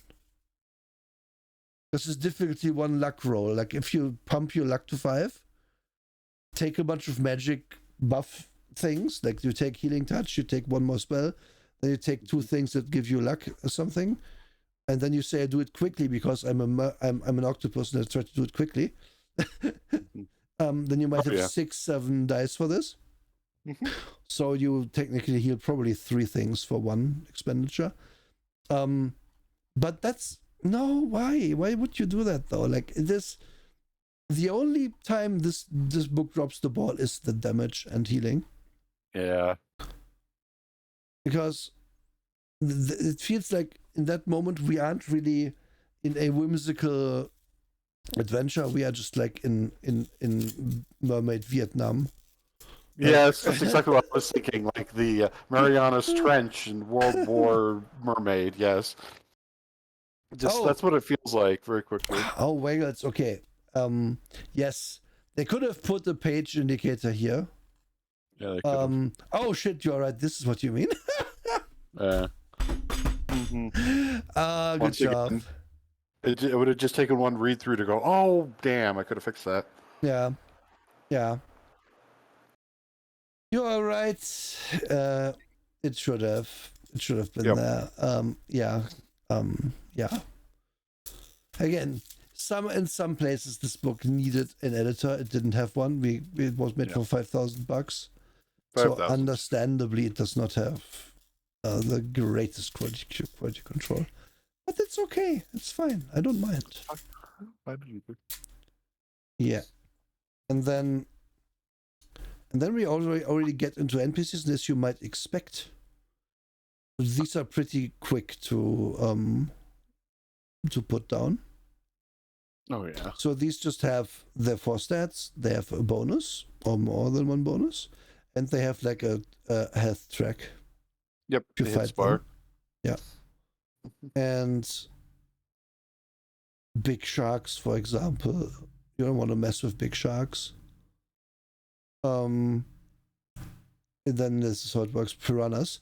+1 white die to attack for each piranha in their school. Like this is also, you don't want to mess with piranhas.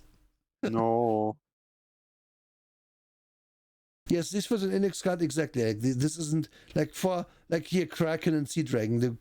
Even those would fit on an index card. Yeah, you can easily make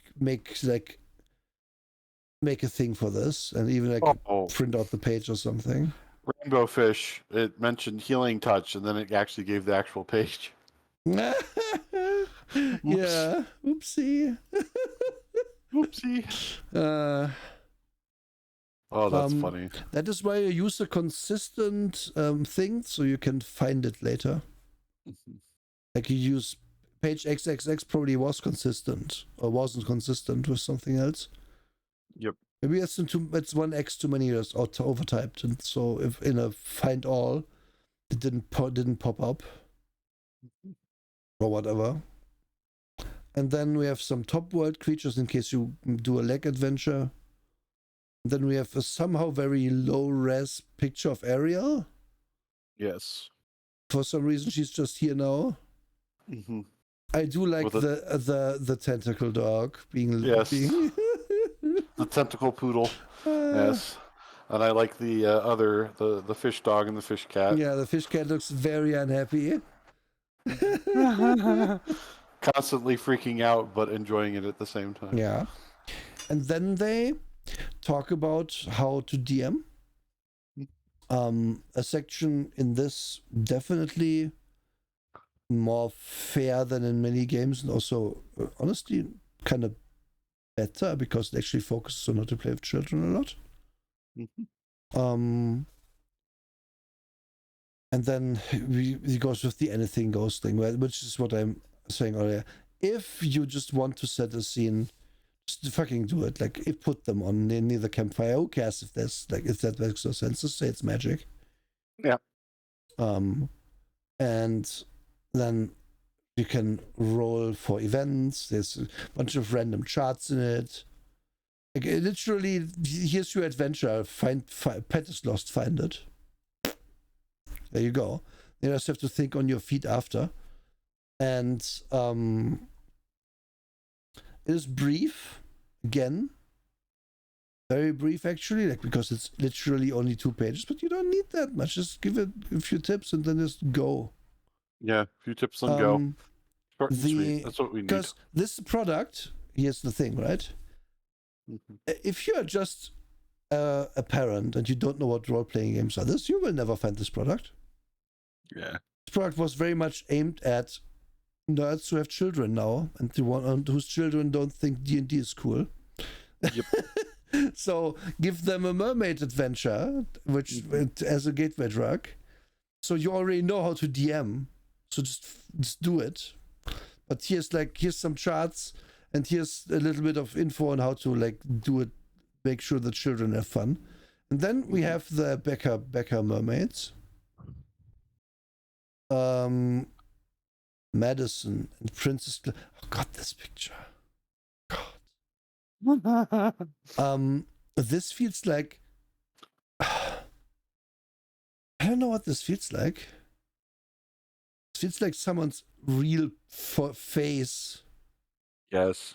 In a bad way, on top of like. It feels like put my kid in this game. Yeah, but it feels like put my kid in this game. Then you show them your tattoo of your kid. Yes. That's a great way to put it. Oh my God.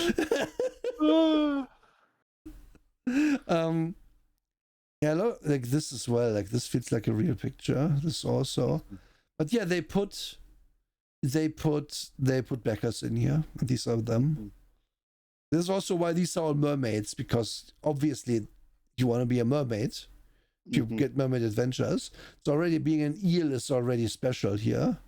And then we have Jonathan, who I think they put in. Then we have Elowin, who I think, again, real photo. And then we have Frank the fucking sorcerer, who I love the most. I love him the most too. It's just Frank the sorcerer. It's just underwater Elminster. Look at him. Nerd's favorite character right here. Underwater Yeah, Elminster. like it's exactly. These are absolutely the real kids. This is their $150 tier. I get put in, and these are 1, 2, 3, 4, 5, 6, 7. Oh, so it's literally all 8. So all of these are actually player characters. Jonathan. This is such a freaking good troll. I love him. I love Frank the sorcerer.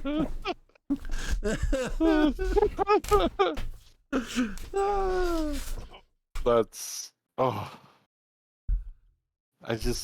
don't know what to say other than Frank the sorcerer. That's What would Frank the sorcerer do?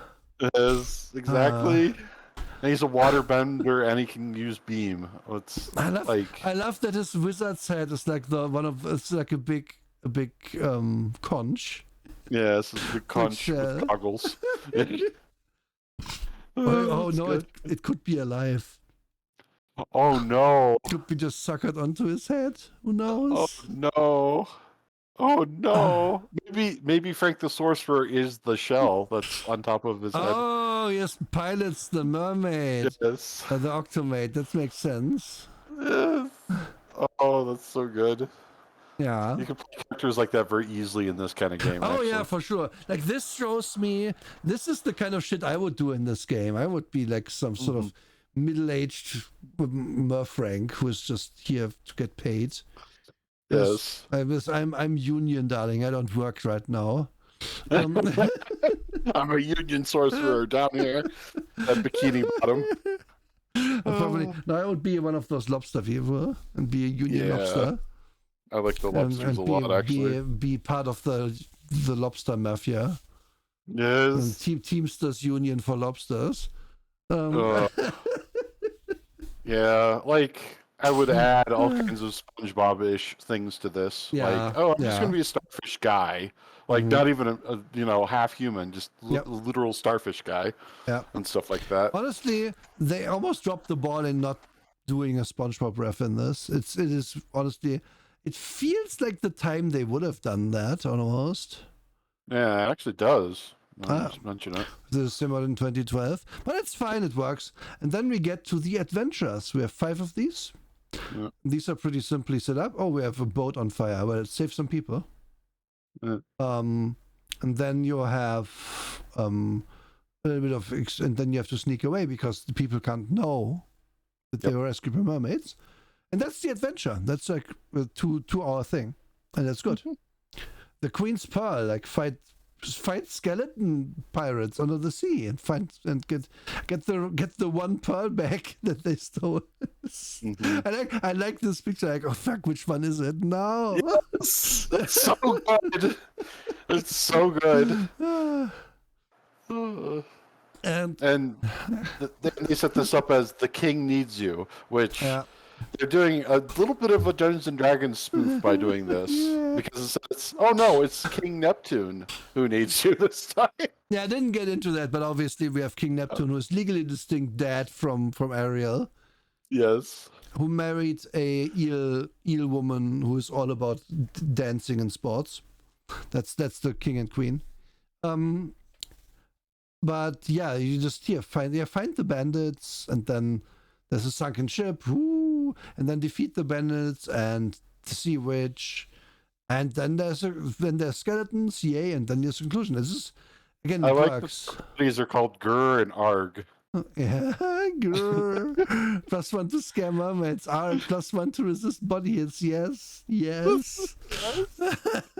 Oh, it's so good. They're also like nicely understated. This is perfect. It's like patsies you fight. This is very good. Oh yeah, that's good. I like that. And then you have the Undersea Olympics, which is just like we are gonna play like a game of relay race, and then animal tricks, and then blind man's puzzle, and then we are gonna award ceremony. Also, you can play, I forgot what it's called, shell ball or something. It's the thing they mentioned as a game they like to play. Oh, clam ball. Clam ball, yes. Yeah, clam ball. I don't really go into much detail about clam ball, but maybe Waggles can enlighten us. And then there's just like Quidditch, except underwater. Lost in the Dark Tunnels. I'm not going into much detail as to how they work, but I just want to point out that they have like some adventures in here for different moods as well. Like they have one. They ask the freshie. Okay, Carl, you can also explain it. Sorry. So I don't have many other mermaids for Glamour. I refuse. Okay, Carl, I'm sorry. Fine, I'm sorry. It's okay. But so what I'm getting at is here, there is like for different types of groups or different types of moods, you have an adventure in here. An example, they explain how to run the checks and then how to like get it done. Then you have how difficult everything should be. Yeah. And then we have a being human, which is just like, oh yeah, we are human now, and then we can do some stuff on the human world. There's a palm reader there, and then we have to figure out how to go home because we're actually mermaids. Oh no. And there you go. That's an adventure. By the way, dear makers of games, in case anyone's listening, so this stuff is 10 times more useful than you writing a big live play section. Those live play sections feel like EA trying to tell me that this is actual voice chat in their new game trailer. And then, hey Frank, how are you? Oh, the ball game was good, but now I'm here to relax and play some games. Let's do some grind, I guess. Blah, blah, blah. We are real people. And that's always what those sections feel like. But stuff like this, I'm actually getting explained how an adventure is structured, how to run it, and I have an adventure I can run like quickly. Yeah, please, thank you, great, give me more, give me that again. Like it works just great, and it's way more helpful because I have to run the game as a DM, right? So I have to know how to fucking do that. And reading a sample adventure, especially in a game that has like comparatively few rules, is gonna basically give me all the things I need to run it. I won't even need to really have a full grasp of the rules to start. I can basically read one of these adventures and come away with enough of an understanding that I will be able to run this game. And that's how it should be. That's really how it should be, yeah. And there's other little things too, like at the start, there's a summary for each one. Yeah. So you as the GM can you actually say either to the players or just for yourself, okay, do I want to run this adventure? Mm-hmm. Okay, guys, you want to do a story where we rescue a child that's Yeah. gone missing? You guys want to do that? Okay, let's run an adventure like that. You know, Yeah. let's a summary can serve multiple purposes. One, describe exactly what it is. Two, do I want to do this? And three, do the players want to do this? It's like there's so many official Dungeons and Dragons things today that just don't do that. They don't have it at the beginning. Hey, a Kender went missing. Do you want to go rescue them from Draconians? They Yes. don't do that anymore at all. Instead, they just assume, yeah, you're here. You saw this $30 product. You're gonna buy it. You're gonna play it. You're gonna love it because this is Dungeons and Dragons, baby. Yep. No, I'm not always gonna want to do that. Yep. Please give me a summary. Yep. Then also, like, this isn't also giving you everything. Yes. Like, which is also a positive, actually, because there's nothing worse than an adventure book that assumes exactly how things will go. Yeah. It's going to be like, well, after they meet the king, they are going to go to the enchanted forest to do what the king said. And then you sit at the table and they're like, well, we talked to the king. King said we should do that. We got the down payment of 100 gold. Let's just take a boat into a different kingdom. Who cares? And you're like, but the adventure though. Yeah. Obviously, that's a over-the-top example because usually your players are also savvy to this stuff and will actually do what the adventure is. Because that's kind of where the interesting plotline may be. But if that there's a million smaller things that will not go to plan in every game, then you have to think on your feet. And these things are general enough, but give you enough of an idea on how to run them that you will be able to make, okay, we are like, they just rode well. They immediately find the child. That's, I planned this to go for 3 hours. We probably, and it's 45 minutes in. I need stuff. Then the book expects you to like be able to improvise a little bit.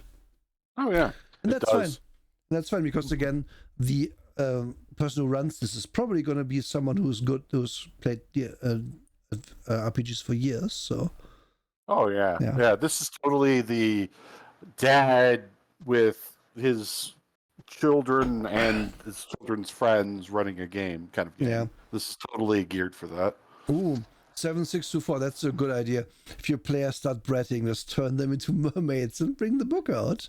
Yeah, actually not a bad idea at all. I like that. And then also like, yeah, I don't know. It just works. It's just little adventures as well. Like, these are not long because it is kids. You're not going to have a bunch of 8-year-olds at the table for 6 hours to play your grand adventure. It ain't happening. Like, you are going to have to live with, probably the kids are gonna be, maybe even some of them are wandering away at some point to do something else because they're like kind of done. And that's okay. Just play on with the rest. Like, But yeah, we end on an index. We end on the Kickstarter backer list. We have a character sheet, an animal friend thing, and then the bit of an advert for another game they're making, Witch Girl's Book of Shadows. Okay, and then one for the other products which they have. Yeah, Part-time Gods and so on. Pulp adventure stuff. Yeah. And here's the back cover. Wait, well, this is already Mermaid Adventures because there's like, this is unlike many other simple games we've talked about. This passes the smell test. It has one strike, which is the damage stuff. Yeah. They shouldn't have done it like that, but otherwise this works perfectly. But I'm not done with today's show. This isn't the only thing we can talk about. Also, yes, Sandert, but wait me. What do I wait for? What are we waiting for, Sandert?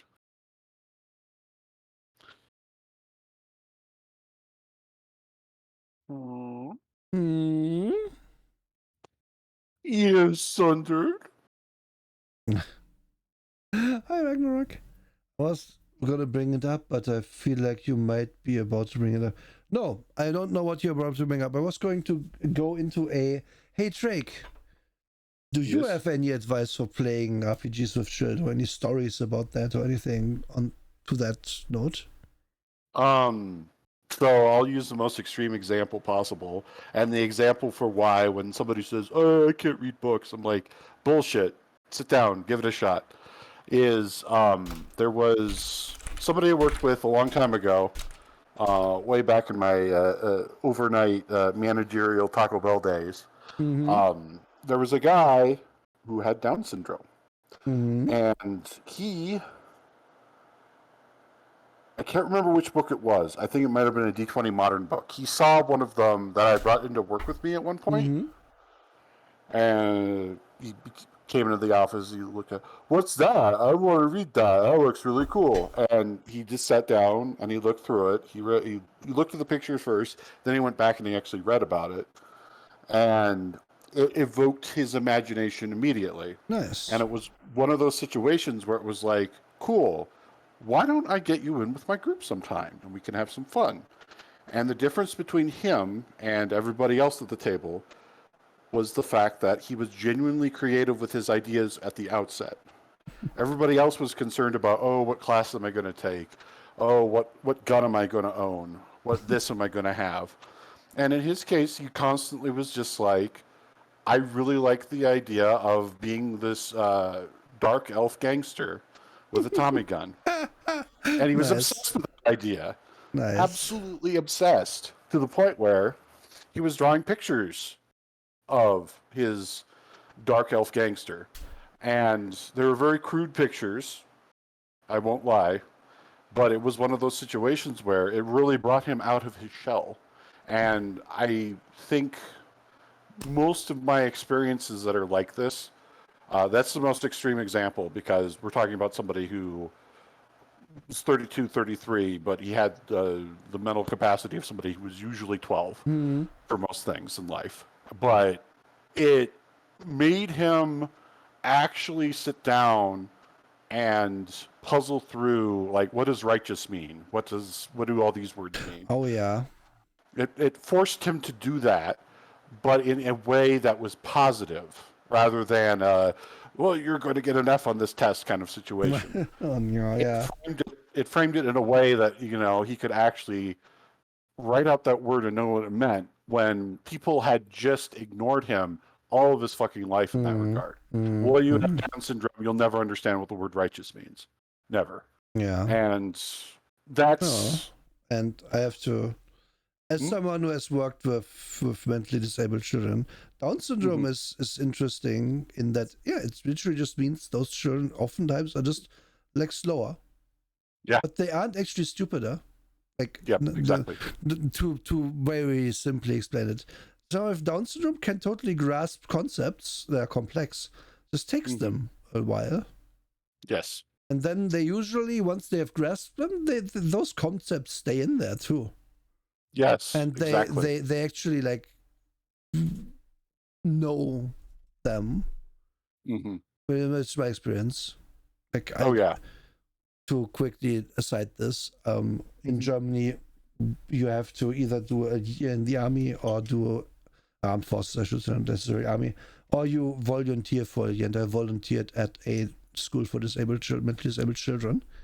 So I Hmm. worked with those for a year, and it was eye-opening, often humbling, and I would totally agree with you. Like uh, those, oftentimes mental disability is very strange and complex. Often it isn't just clear cut. Oh yeah, it's just that child is just dumb and can't stuff. Oftentimes, those Hmm. children with severe mental issues, where it's like, okay, basically this child will not do anything except, um, like sit on their ass and look at the cars because they're like have just this obsession with cars.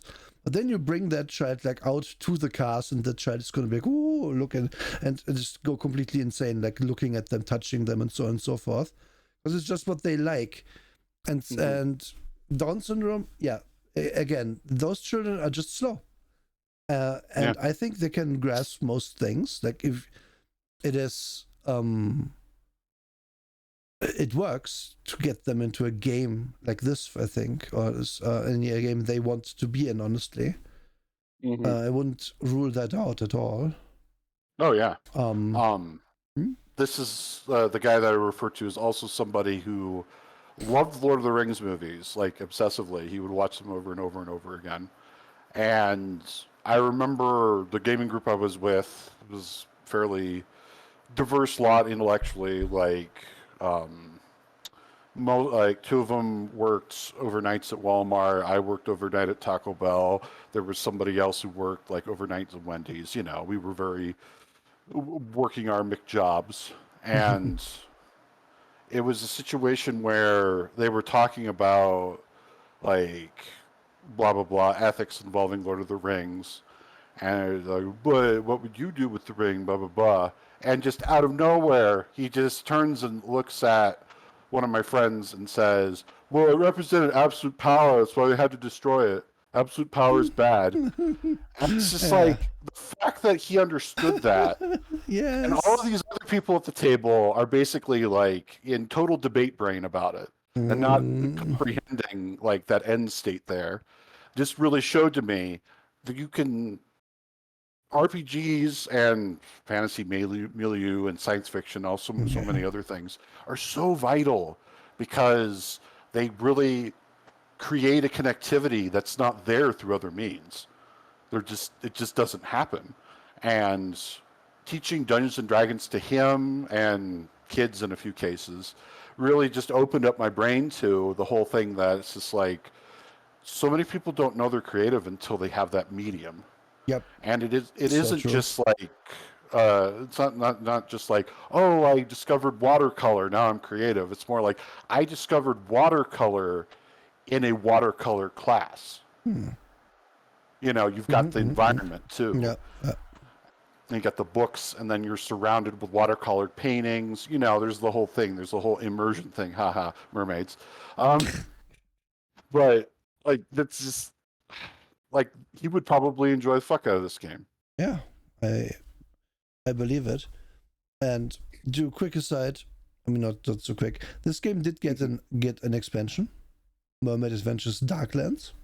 Nice. Which is about. I don't have this book, so I cannot open it. It had included in this expansion important Darkland locations, tons of new extras, some friendly, some out to get you. New rules for divers, merfolk only vehicles, 2 new merfolk types, gulperfolk, toadfolk, and viperfolk. Ooh. Viper and toad are not. I mean, are you playing in the swamp now? That's interesting. I like that. I like that a lot. Darklands inspired adventure to get you into the action quickly. I like the Darklands. I immediately think of cowboys. Toads are for freshies. Maybe you can be a freshie. Yeah. But sorry, it was just because Silent mentioned this like 10 minutes ago, so I wanted to quickly point it out. Yes, they made an expansion. The obvious one about the Darklands, which they left very vague in the book. Probably just mostly gonna be adventure stuff, like adventure ideas, and here we have written a bunch of things about stuff you can find there. And that's cool. Also, $8 you can't really say anything. Like this is okay pricing. But yeah, okay, just to have this out of the way. But to get back to the question and what you said, yes, the creative stuff. Like I remember, how old were you when you started, like, in any capacity playing games? Like 8 years old. Okay, I have a beat. I was 10. Okay. And I started with The Dark Eye, as you all know on this show. So I started with basically a pretty complex game. And it was, I won't say we did it right, but we played it, and it was fine. Like the idea that a game can't be complex to be for children, or that children won't play it, is, in my opinion, false. But you have to get the spark to the child. You have to get them interested. Yep. And doing that needs a good hook. And that's what this game has. Excuse me to use the hook thing. Might be culturally sensitive to mermaids to talk about hooks. But you know what I mean. Like a child, like this is basically, if I were to write one for boys, it would be like, oh yeah, we're playing like big robot RPG where punch robots are in it, and it's about this complex. That would probably work for many boys. Oh yeah. This one again feels like trying to get young girls in on the thing. I want to count how many girl names we have. Catherine, Katie, Allison, Lydia, Maya, Gabrielle. So all of them. Then we have Julian, Amanda, Sebastian, Indigo Moore. I don't know. Indigo could go either way. Isley Moore. I don't know. Could go either way. But they are. Oh, but here, look, David and Jeff Moore. And Sarah Moore. Yeah. And Sarah Moore. So, yeah, these are probably his friends and their children. Wow. Jensen, oh no, he never asked for this. He was 4 years old when they put the RPG in him. I never asked for this mermaid. No, imagine like Adam Jensen, the mermaid, punching walls. Oh no, it's great. I love it. Corporations have more power than governments now. And all the mermaids are like, what? Yes, I imagine this 4-year-old sitting at the table with sunglasses talking that stuff. Oh, I love it. Yeah, it's true. I assume we have two people with, might be two families with last name Moore. Oh, this is a polycule and good for them. Like the ages Indigo is they are mentioned in not by age but by it's okay, by alphabet, interestingly. These four. I don't know. The so my point what I was trying to make is you can't give a child any game. If the child is interested in this hobby, if there is like this moment where I'm like, do you mean I can be like a cool hero and have adventures? And all I have to do is write a few numbers on this piece of paper. That sounds super cool. That sounds like the best game ever. Like either that spark is gonna fly over or not. But making the hurdle to clear to get those numbers on paper as low as possible, as simple as possible, and as gamey as possible. In this case, like with the feats, right? It's just like, oh, I'm musical. I get +1 to perform music of any kind. Yeah, I understand this immediately, and it didn't have to get. It doesn't need more explanation, and even a 4-year-old can understand. Yeah, you're good at music. That's what you do if you have musical. Okay, cool. You are nosy. You get +1 when you're being nosy. Or arguably, I would have phrased this positively, not negatively, but whatever. So little things. If you're royalty, you get +1 when you can use royal heritage to your advantage. Okay. Down with royalty. It's time for mermaid socialism. If you ask me, would be an interesting campaign to run.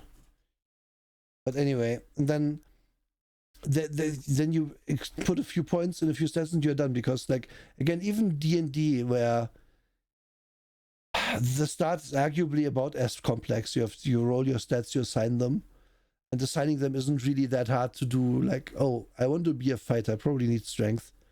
I want to be a wizard, I probably don't need strength.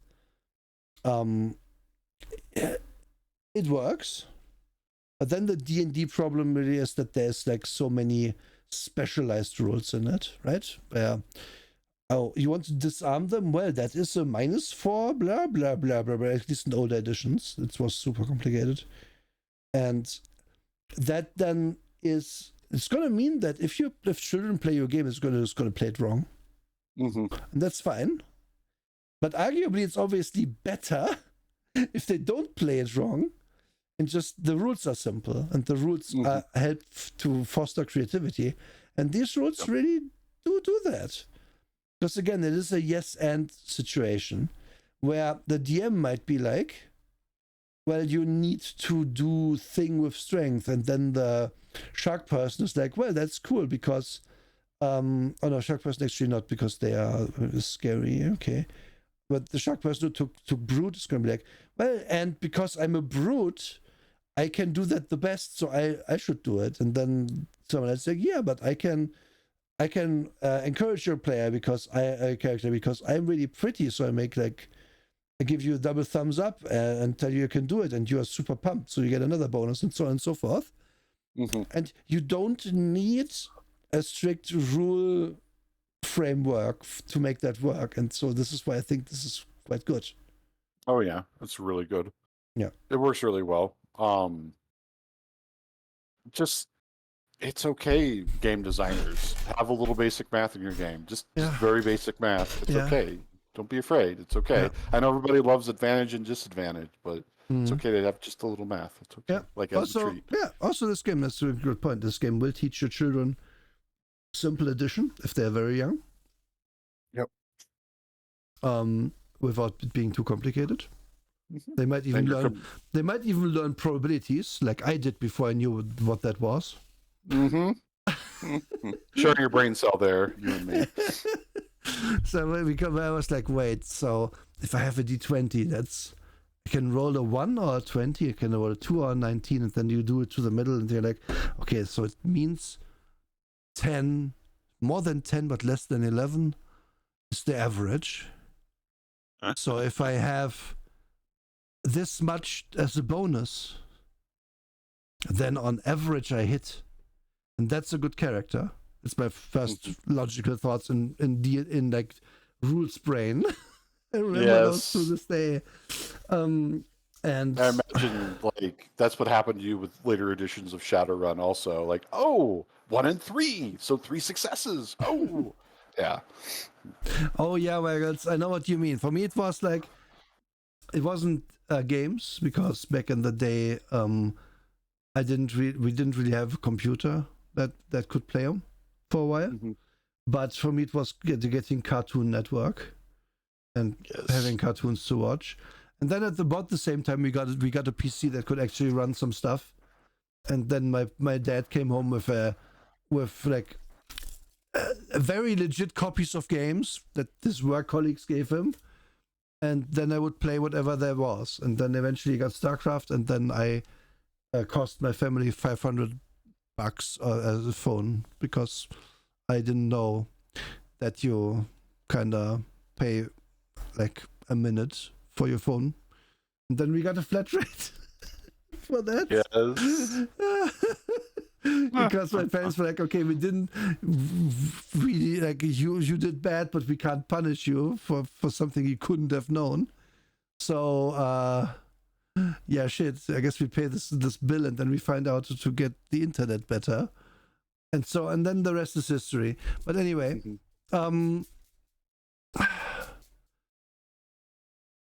I remember as a child trying to get my parents to play, which completely fell flat because I tried with a complex game. The only game I knew back then was still Dark Eye. So, and honestly, this is a newcomer game as well. This isn't just for children. Yes. This game is so simple mechanically that you don't need this book to play it. You just need to be able to formulate a few sentences about your character, which are like, my character is a beefy man, so gets +1 to hit stuff. Cool, that's basically brute. Congratulations. Like, and then you just define a few things about your character, you give them some stats, and then you play the game. And this is as beer and pretzels as they come. Yeah. Yeah, that's another good way of putting it, because like that I've mentioned this before, I'll mention it again. Games that are good to play that you're able to play when you're drunk or when you're really tired fit into that beer and pretzels framework, and I have a very special place in my heart now because I just think back so many times we were all so tired, and let's just play Tune because that's easy. Well, half of us are high and half of us are drunk, and the rest of us are tired. Yeah, it's just these games like that are important. They really are important, and this game is really simple. Yeah. This game is simple, but like unlike many games that are simple, that try to crowbar in the vision of the creator, like Dungeon World, right? Oh, Dungeon World is like, well, D&D is too complicated, so I'm gonna basically take half of the rules and Thanos snap them out of existence. And then I'm going to be high and mighty about what I think a good game is, like for the rest of this book. This game is just like, hey, how about we have some fun? Do you like to be a lobster person under the sea and build like houses? Whatever the fuck? Yeah, I would. I would like to do that far more than I would like to play Dungeon World. Yes. Or Blades in the Dark, or what other simple games do we have in here? Trying to remember. All the powered by the apocalypse. Teenagers from Outer Space. Yes. This is a better game to play Teenagers from Outer Space than Teenagers from Outer Space. Yeah. That's a really good way to put it. Holy crap. Because that game also just had that game had so many things that were in there because the setting demanded they be there, that you would have known about anyway. Like, I remember Teenagers from Outer Space having like 3 pages of text about not making your parents angry and how your parents might react to you like doing bullshit. I'm like, yeah, if my game is about playing an unruly teenager, obviously my parents are going to be like a bad guy in that, in the sense of I have to outsmart them or I get in trouble sometimes. And it's a fun moment. And this game just doesn't give me those explicit rules. It just says, well, you're a mermaid. Gonna have adventures. Here's some ideas for that. Let's go. Yep. Focus on the fun, not the restriction. Yeah. Like the restriction, and especially if you then make it a rule where, again, Teenagers from Outer Space has relationship with parents as a stat. Yes. No, it's not. It's not a stat. It shouldn't be a stat. It should be role play. We are role playing. Have you seen The Little Mermaid? It's not of an entry. Basically, it is. Yes, Hex. This is again why they. Well, this is such a good one for girls, because I remember my first, like, one of the. No, I liked that movie a lot as a child. Let's just say I watched it a lot. Yeah. So this would have been a game for me. I've probably been more interested in this than Dark Eye, but the publishing date doesn't really align. No, it doesn't. And yeah, just like here's your stats. Let's go. It's done. Basically, it's so easy. And once again, like we found another themed game that it's just like, okay, because the theme is mermaids were bought in immediately. Like Lancer was, okay, mecha. You're bought in. Yeah. Sometimes you really need to boil it down to one word, not even a sentence anymore, just one word. Yep, it's true. And I think actually Lancer, also a pretty good children's game. Weird as that sounds. No, it makes sense. Yeah, because Lancer has very simple rules, but just a lot of stuff you can pick. But picking stuff for your character, that's like homework that's actually fun for a child that's into role-playing games. But this is way superior to, say, an older style D&D where feats are like in this big branching tree of unknowability, and then you have to read all of them to know that if you don't take trip attack, you can't take improved trip attack later, which you need to take the thing you actually want to take at level 12. And then you're sitting there 10 adventures in, read that and be like, wait, I actually basically made my character wrong.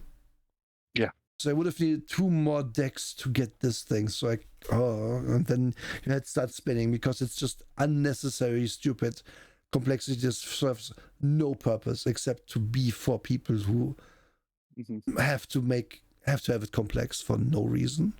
Yep, exactly. Because when you have gatekeeping as part of the gameplay, then you need to stop. You just need to stop. Yeah.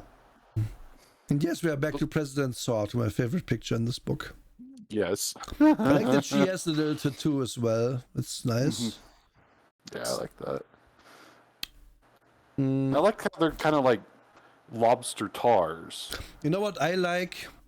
They have kelp safety vests on. Yes. The high visibility kelp vests. Yeah. Oh, I love that. I love that so much. But it's only like for him. It's only the high vis part. For her, I guess it could be a vest. It's like the angle means we don't know. Yeah. He's so smug as well. This fish is doing such a good job. Aw, I like how the fish is looking up at him like, am I doing good? Yeah, you're doing good, buddy. Yeah, he's doing real good. Smiling knowingly at each other. Like, man. And there's little things. Pictures, one little picture like this is worth so much more than 10 generic dude bros in armor that are doing pointing at a door in a D&D book, because we've seen them so many times now. Yeah, and like, to drill down even further about that image of the armored dudes pointing at a door, you're going to have a lot of different perspectives on how those dudes should look, and there's always going to be that guy at the table who does the Shadiversity perspective of, no, his chainmail's all wrong, and it's just like, no, have fun. Who cares? Make them look fun. Make it fun. Stop this crap. Just stop it. Yep. I like the idea of industrial story. I like them too. I like these. These are my favorite in the book because they are the one. Okay, I didn't expect to be in here, honestly. Okay, urchin people are the other one, but urchin people, I'm sorry, but it's just a cloud of spikes with a guy on top. I don't really understand them, but these I immediately understand, and this is just like, this concept should get a movie. Yeah, it's nice. I love it. And the helmets as well. Yes, I like the helmets. I like the fact that their goggles, they have kelp strands instead of rope. Yeah. To fasten them. Things like that. Yeah, I like all that. Thought went into them, and yeah, it's just some, like, honestly, it is a nice breath of fresh air to have a game that's completely unlike anything else. And then to be able to say, yeah, that's actually good. Because we have, as we said, we have wanted to like, always want to like the games we talk about.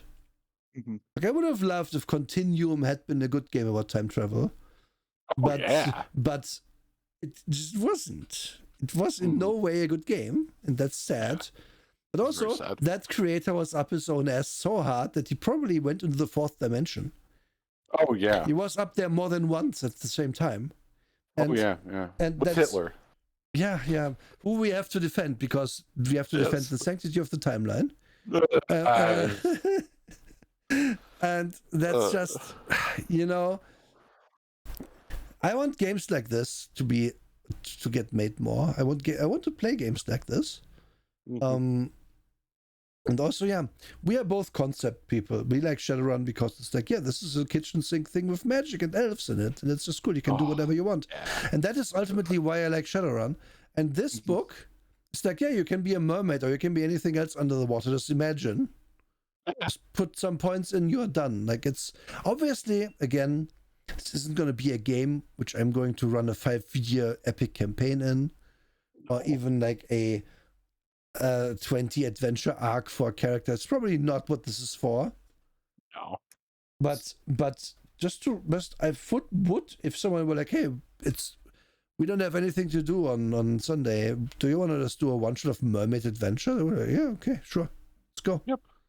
This and Golden Sky Story is perfect for that kind of thing. Yeah. Absolutely perfect. Flawless for that, honestly. Interestingly enough, Golden Sky Story is probably way harder to do with a child than this. Because Golden Sky Stories relies more on... It is a pure storytelling game, and it is good to have the dice there to, if it's a small child, engage them a bit more. Like, you can roll the dice now because you're doing a thing. Oh, that's cool. I can do a thing and I can roll dice. And can I roll dice again? Yeah, but it only means something if you do a thing. So if you really want to do a thing again, then yeah, sure, I can think of something. And then you have them. You have them hooked. They're going to be role players for the rest of their fucking lives. And that's what it's all about. Have to get them young, folks. You have to get them young, yes. But I agree with you about that, actually. That was the thing about the pal who had Down syndrome, was just like the physical interaction with dice also roped him in really hard, because then he was doing a thing whenever his character was doing a thing. And that connectivity, once again. Whereas things like Golden Sky Stories, it just feels, I imagine for some kids it would just be like, oh, we're just talking, this is silly. Whereas this focuses on action. Yep. You're doing stuff. Right. Golden Sky Stories is also, I would say it's a good teenager's game once you have once you have the story in and of itself as an interest as opposed to doing stuff. Because, I mean, if you're playing this with children, you're not going to get deep roleplay and stories. You're going to get probably at least 2 princesses in your game, and then the boy is going to make the biggest shark person they can, because it's cool to punch stuff, and then it falls down. And then the adult is going to make some whimsical wizard guy. Oh god, yeah, we have to go to the other favorite art in this book. Where is it? We have to go back to Tim. Wasn't Tim, was it? What was it? Frank the sorcerer, yeah? Like, this is so good. Like, yeah. Like, there's nothing bad I can say about this, because look, I mean, he has a trilobite on his little wizard robe. I mean, come on. Yeah. How cool is that? It's probably a spell reagent. Yeah, probably is. And you want to be the biggest shark person? That's fair. No, I'm not calling it out at all. I'm just saying that's what's going to happen, and it's not negative. No, it's not negative at all. Because my first character was just basically what's the Indiana Jones the in the first movie, the Bedouin guy. Oh fuck! I know who you mean. My brain just not dialing him up. I know who you mean, though. Yeah, I made the guy from Indiana Jones as a character in Darker, and then there we went. There you go. Yeah. Like that's the thing, is it's just like, whenever we talk about the Unga Bunga character, we are definitely not calling them out. We're definitely not saying they're a bad thing. I love Bob the Fighter. Yeah. I love Richard the Barbarian. I love those people. And the reason why I love those people is because they take their role and then they own it. Yeah. I would like to remind you of Prototype 7, who was just a prize fighting wrestling robot, Warforged in a game we were in together. Who just basically was like, oh, a big enemy, I must fight them, I must pile drive them. Because that is my purpose. That's so good. Like, just so many people just underestimate how good it is to just okay, this is the thing, I'm running with it. That's it. Frank the Sorcerer, he is a sorcerer and he has tentacles. Okay, let's run with it. Yeah, that's it. You don't need to do anything else. You just do that, and it infers everything else. Mifu is so correct. Ayla in Chrono Trigger is the Bunga fighter as well. Yes, I love Ayla so much. Oh. Ayla's best character in that game. I also like Robo for similar reasons, where yes, I'm a highly specific robot that can do all these cool scans and things. No, I must cast fist repeatedly. Yeah, I agree, Mifu. Robo is best waifu. Because that is clearly what you meant.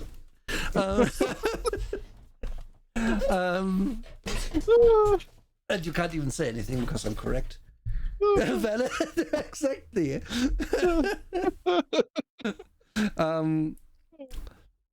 Yeah. The only places where I would maybe be like, put like again the damage stuff in this game. Yeah. Arguably the magic stuff that it costs like a luck point every time. It's a bit limiting. Mm-hmm. But you at the same time if you use magic more like a problem solving last resort tool, then I mean it's not like your character's gonna be weaker for it because you have high luck. High luck in this game is so powerful. It really is. Because you can always use it for anything. You just have to bumble your way into it, which I think Frank the Sorcerer has done a lot. Yes. Yes, because I mean, Charm of One is going to be bumbling into a lot of things, especially in social situations. But yeah, like, gosh, this is the thing that we keep coming back to over and over again is the games that are like more pure, so to speak, like they have a pure vision, are the ones that just always stand out so hard to us. Mifu, you are looking at Frank. Frank is way more than one charm. I think you're correct, but you can play Frank and level it up. It's going to not take very long to level up charm a bit. Yes. Yeah. Just realizing that. No, that's correct. Yeah, it's the correct amount. But yeah, this is definitely the best children's game I've reviewed. Most child friendly so far. Oh yeah. Okay, Toon. Toon is also super simple. Yeah, Toon's pretty. You could use fun, friendly. Once more, we get to Toon being one of the best RPGs ever made. Yes, ever. Simply because it is so accessible. Mm-hmm. It is Warren Spector's crowning achievement. Deus Ex does not matter at all, nor does System Shock. It's Toon. I'm not joking. I think it really is. Toon is on the level of the best RPGs ever, just because it is timeless and it is simple and it is like a product that knew what it wanted to do and just fucking did it. Yeah. It was also written back when RPGs were still trying to figure out, am I Dallas? What am I? And it figured out what it wanted to do immediately. Fucking Dallas. Yeah. Fucking Dallas. But punch your friends to make sure to mimic. Oh yeah, that makes sense. You can also just touch them. If you stick to them, it's a mimic. Yep. Sticky mimic. The part where they don't, or they could be doppelganger if you don't stick. But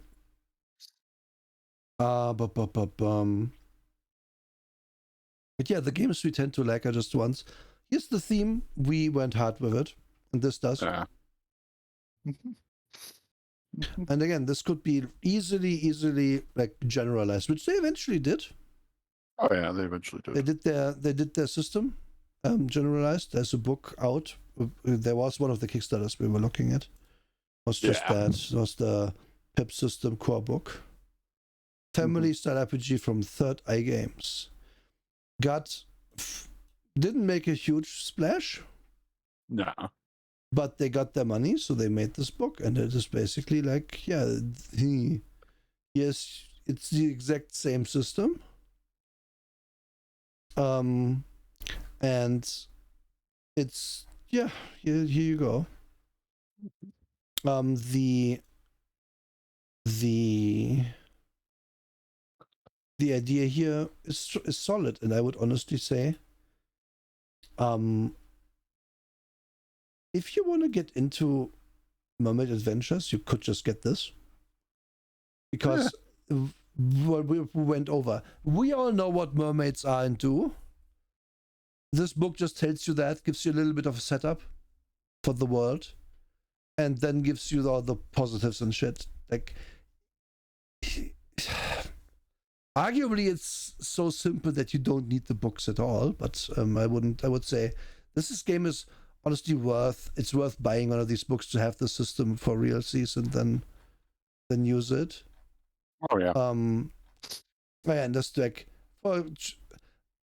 interestingly enough, the roads here for damage, right? Which we said isn't good for child's game. That just works in a normal game pretty well. Yeah, it works okay in a normal game. So again, just change this one thing, and this game gets perfect marks. Honestly. Yeah. -1 point though for spelling mistakes in here. If you stop on any given page and read, you're gonna find one of those pretty quickly. But yeah, shoestring budget will do that to you. Oh yeah, like I can't fault them for that. Like there's so many people who are in this business that they don't even make a single dollar off of Kickstarter, but this guy has done multiple. I wouldn't use the word successful, but I would say I wouldn't even say profitable. I would just say he executed multiple Kickstarters. Some I'd say are successful. For me, success since he sets realistic pricing goals. The pricing goal for the Harry Potter, for the Lovecraftian Harry Potter was 4,000. He made 18. Yeah, that is good. That's successful. Yeah. But yeah, just getting your Kickstarter out the door at all is often a daunting thing. It really is. It really is. Let's look at random stuff here. 14,000 of 6,000. Different artists. Ampere. Well, I'm not sure. Modern Supers RPG from. Okay. Is this also in your system? Doesn't really say. Infest. Oh yeah. It's the Bugs and Heroes game. A game of Bugs and Heroes. Did barely make it. Yeah, the theme there is not like you can tell what people responded to. Like, oh no, very barely. But yeah. But then but he delivers his fucking products. And he isn't asking for $100,000 to make Cinnabar again or whatever the fuck it was ended up being. Psychic damage, even mentioning the name. Like, that is the finest example of just horror show all around. It's just Cinnabar. Because we've mentioned all of these things where it's just like, okay, this guy had a vision. He set out to do a thing. You can boil it down into one word or one sentence, blah, blah, blah. And then there's Cinnabar. I don't even know what the fuck you want to be, Cinnabar. Yep. So you already failed at the start. And like with this game here, which is basically a kung fu game from what I can tell. Never heard of it. Like you can kind of tell there's a lot of this money here. You're asking for 12K. A lot of this money is going to be from the art. Yeah. Like, because this stuff... A ninja, look at this. This might be a ninja game. And then we have... Oh, it's more of... Oh, this is a different Ninja Crusade Signature. This is a bit more of a World of Darkness style.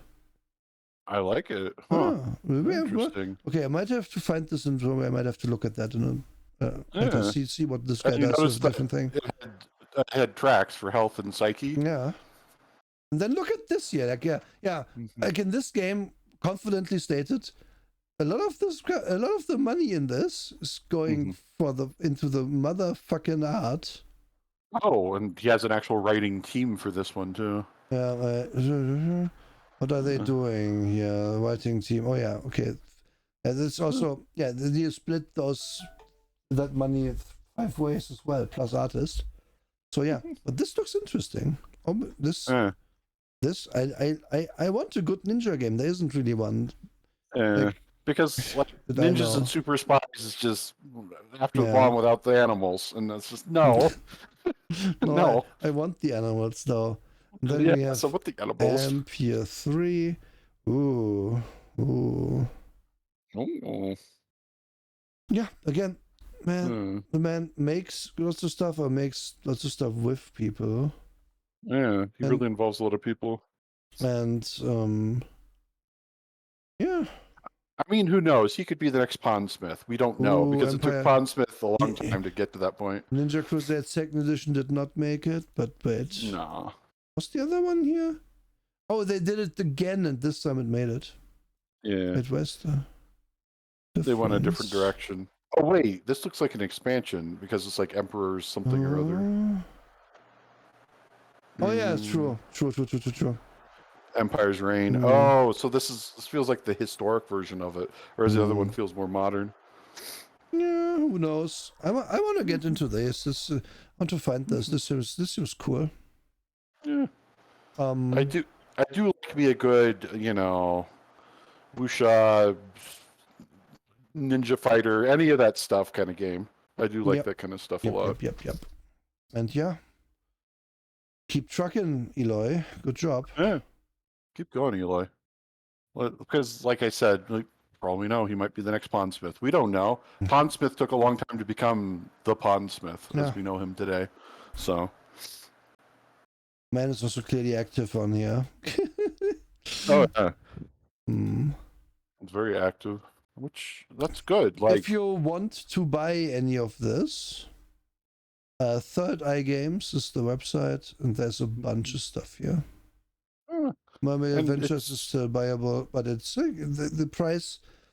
You might say, what, $20 for this? That seems a bit steep. Well, that's the price they paid for the Kickstarter. They never changed it. But you can get the revised PDF. What do you mean soft cover here? Oh, is this if I actually buy the book? yeah, that's if you buy the book. Yeah. They're using includes 10 different kinds of. Are we sure this is the book? Am I buying both? Yeah, I'm pretty sure. I guess I do. So yeah, okay. Because it's soft cover / PDF. If this is the book plus PDF, okay, completely fucking fine in pricing. Yeah, that's fine. Printing a 100-page book, yeah, okay, it costs money. In the softcover version, that gets you both book and PDF. Yeah, selling the PDF these days, please make that the standard. Hey D&D, why isn't this the fucking standard? Still. I'm so tired of that. I'm just really tired of it because, like, other companies like Modifius is like, oh, of course we're going to do that. What are you talking about? Don't be ridiculous. Like, that's literally what they say in response to that concept. Yeah. And there we go. There's all the different systems. Mm-hmm. Nice. Yeah, these are basically all the character sheets you get. It's all there. Very interesting. Yeah. Good. Yeah, I'll look into that ninja game at some point. See if I can. Yeah, I wanna scare up look a into copy. that. Because I don't know. And that's another thing about, like, what we're trying to do with this also is we could sit here and tell you, like, how cool each and every single Vampire 2nd Edition accessory is. No, we're not going to do that. We want to look at the stuff that, like, you don't know about. You didn't know there was a Mermaid Adventures until you tuned in here. You didn't know there was an expansion called Darklands. You didn't know any of that. We'd rather tell you stuff you don't know. That's completely a place for, like, I want to look at all types of games, but that does include looking at the obscure stuff. And oftentimes obscure stuff is obscure just because it's obscure, not because it's bad. Exactly. Like, if quality were a accurate a barometer for the success of a game, we would not have several of the big current RPG games. Oh yeah, exactly. Like, exactly. I'm not going to name too many names, but let's be real here. For example, Pathfinder, it's not terrible, but it only exists because D&D is successful enough that you can make a D&D again. Mm-hmm. And find a bunch of people who are like, I want to play D&D but different. Yeah. And then they're going to buy Pathfinder. And that is its only valid reason for existing. I'm sorry. Yep. That you're totally right. There's so many other products that are just like that. Like the first release of Haven City of Violence, nobody heard about, but the D20 Modern knockoff, a lot more people downloaded because D20 Modern is based on D&D. So. And 7624, thank you. And this is not to say that Pathfinder is bad. I personally find it too rules heavy. But again, they set out to make D&D but different, and they succeeded. Yep. But is it like a game that really needed desperately to exist or needed to desperately have success, as opposed to more obscure games that are probably just as good? Probably not. Probably they succeeded because they could be like, oh, you don't like D&D anymore, they have played it for too long. Well, have you heard of Pathfinder, where there's like a bunch of new classes, but you're basically gonna just be at home in what we have, and then discover over time that there's a bunch of like niggly rules that are different. Mm-hmm. Wonder how Break will turn out. They made so much from like, what is Break? Mifu, is that the full title? Break. I'm gonna add TTRPG to that. Break, 2 exclamation marks. Yep, that's the one. Ooh, I like. Oh, they did get so much money. Holy crap. Yeah, look at that. Okay, here's. Oh, full color. Nice. So Ooh, the illustrations are. The illustrations are really good. I'm sort of cringing at the 470 color pages because I'm. What, 470 pages? Did I need that? Like, we have just gone over a book that isn't that the rules portion of the book we just read is 10 pages. Then you have 10 more for character creation, and the rest is fluff, additional things you didn't technically need to be there, but they're technically like rule expansions. And then there's 5 adventures and stuff. Like, I like my games to be crispy and quick, and then I get into them. But a little lean, if I may. Like, okay, I don't, but I can't mind this. This looks. Ooh, look naked cat boy. Plus 1 point. Like, I like that you can like put the different things together and then you become like whatever. That's cool. And yeah, the art is certainly good. I'll have to look into that when it's out. But oh wow, like them even having a marching order mechanic. I'm like, So we are supposed to really be in an RPG adventure. It's on the one hand interesting, on the other hand, that's immediately a little off-putting to me. Because, no offense, but I do not play RPGs to do one-to-one game mechanic from PC games or computer games. Oh yeah. Because then I can play a computer game. Like what I think is, for example, good if as a mechanic, and I don't know how it works, and I don't think if it's in here, fine. Like this stuff, Rearguard, Observer, Vanguard, Scout, probably I don't mind that. I'm gonna say like, okay, I go into the Scout position to like look out for trouble, while somewhat like the tank is in the Vanguard, and then the other people are in the middle, blah blah blah blah, blah. That seems to work fine. But if it's literally like more complex than that or more rigid, I would probably not like it. Yeah, if it was rigid, I'd be like, no, don't even bother. But this works as an effective way to go, okay, you're scouting ahead, roll survival, and then the guy who's going to react first to whatever, you roll this. The pictures are so good, though. It certainly looks like a very high effort product. And that's so. Okay, and they're... Okay, wait, Secret of Mana, Zelda, Outlaw Star, question mark? Berserk, of course. Dungeon Delicious, Teenagers from Outer Space, Dungeons and Dragons, Nausicaa, and... Oh god, is that Elric? That is Elric. Holy crap, okay. That's certainly a mix. Okay, I'm interested in this. I'm intrigued by this. But also, you're mentioning at least 2 things which I'm kind of leery about. But whatever. Well, one of the things that I've noticed more and more is that like more and more people are being willing to... Oh, it's Dragon Quest. Okay.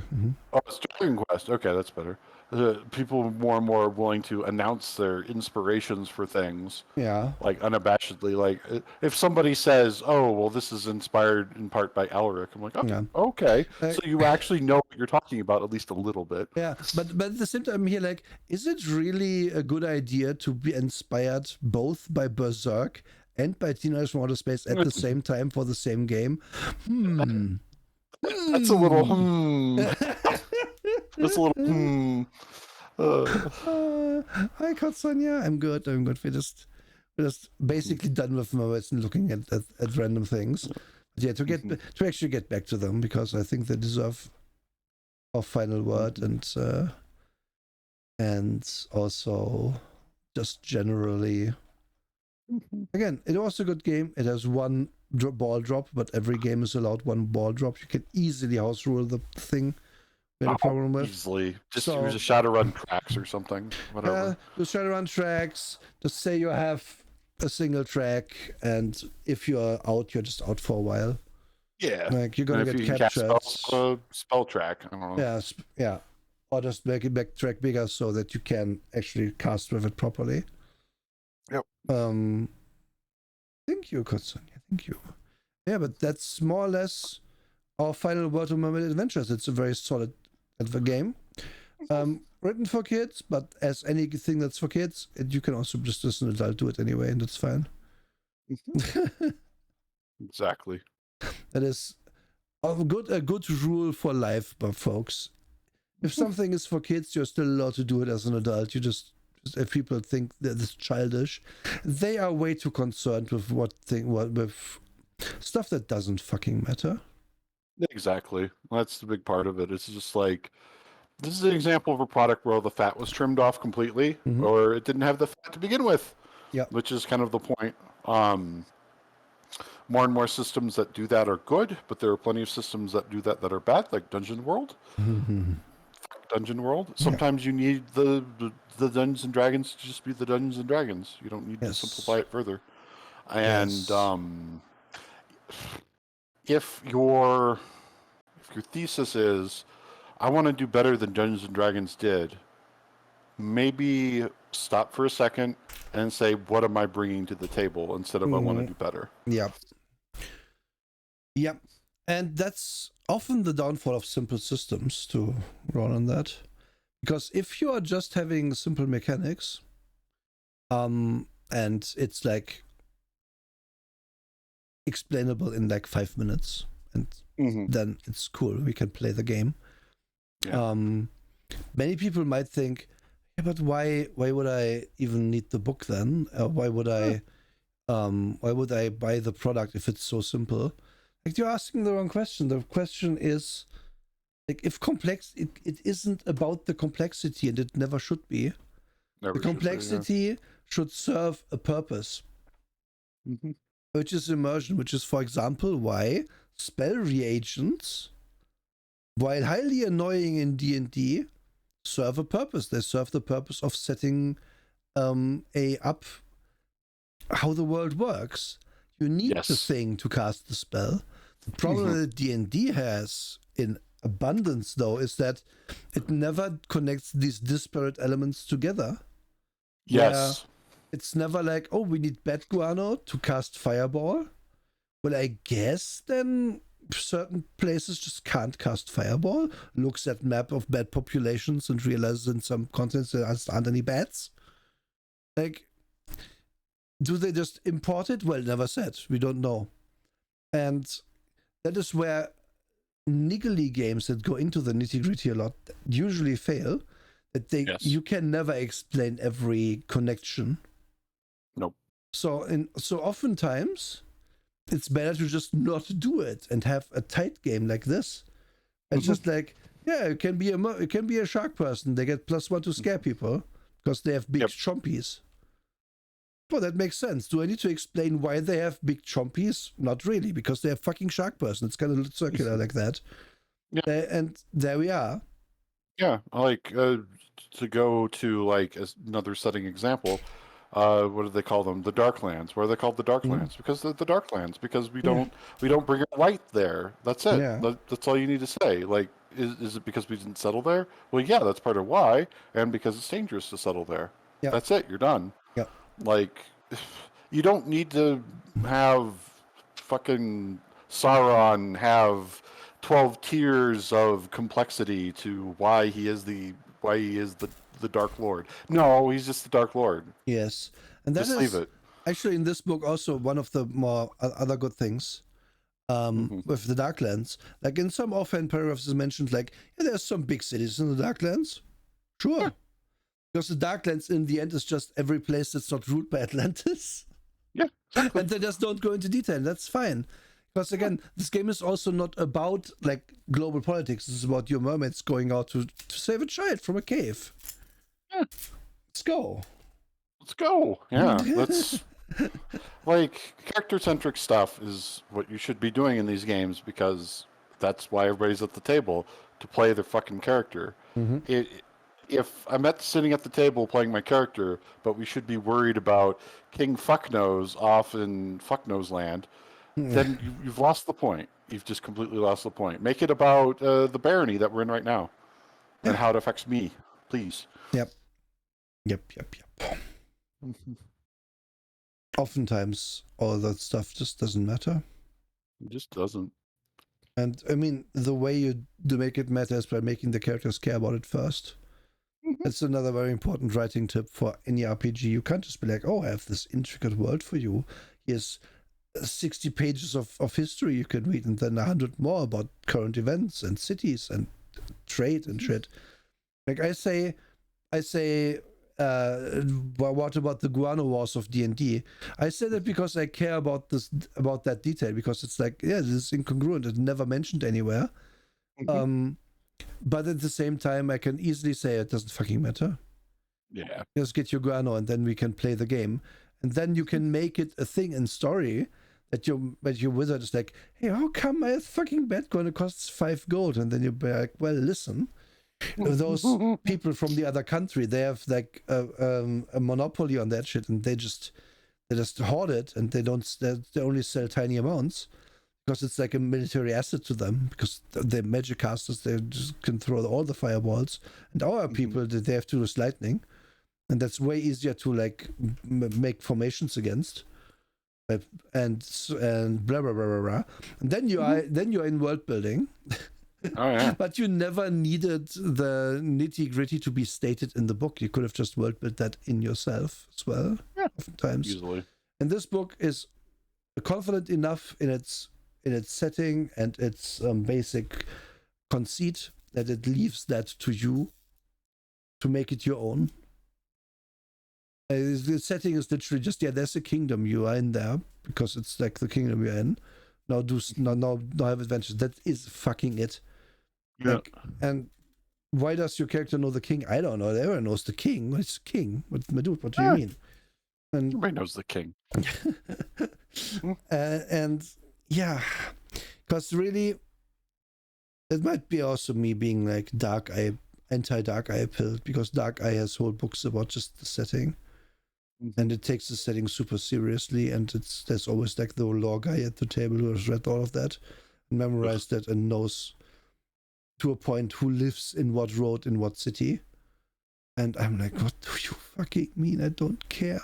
Yeah, or it's what do you call it once? Waterdeep syndrome, where you know that no, this street has this business and they're open before 8 p.m. Fuck you, DM. I'm going to go in there and I'm going to buy a sea urchin. You know? What?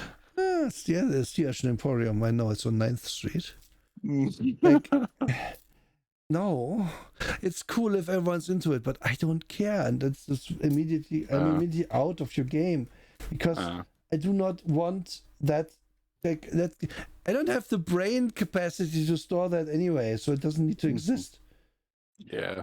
And also, if it's just like, if the Sea Urchin Emporium is just manned by Bob, the sea urchin man who sells sea urchins, I might remember Bob if you put him in a game, but I refuse to remember him because you made him, like, you put him in your book first. No. It's like, if I may go back to Critical Role Season 1, Victor, the powder merchant. Yes. Who they meet like 3 times in the course of the adventure, and every time they meet him, he has fewer fingers and is more unhinged. And every time they meet him, there's an explosion right before. Like, that is a memorable character. Yes. That is perfect. But it's not.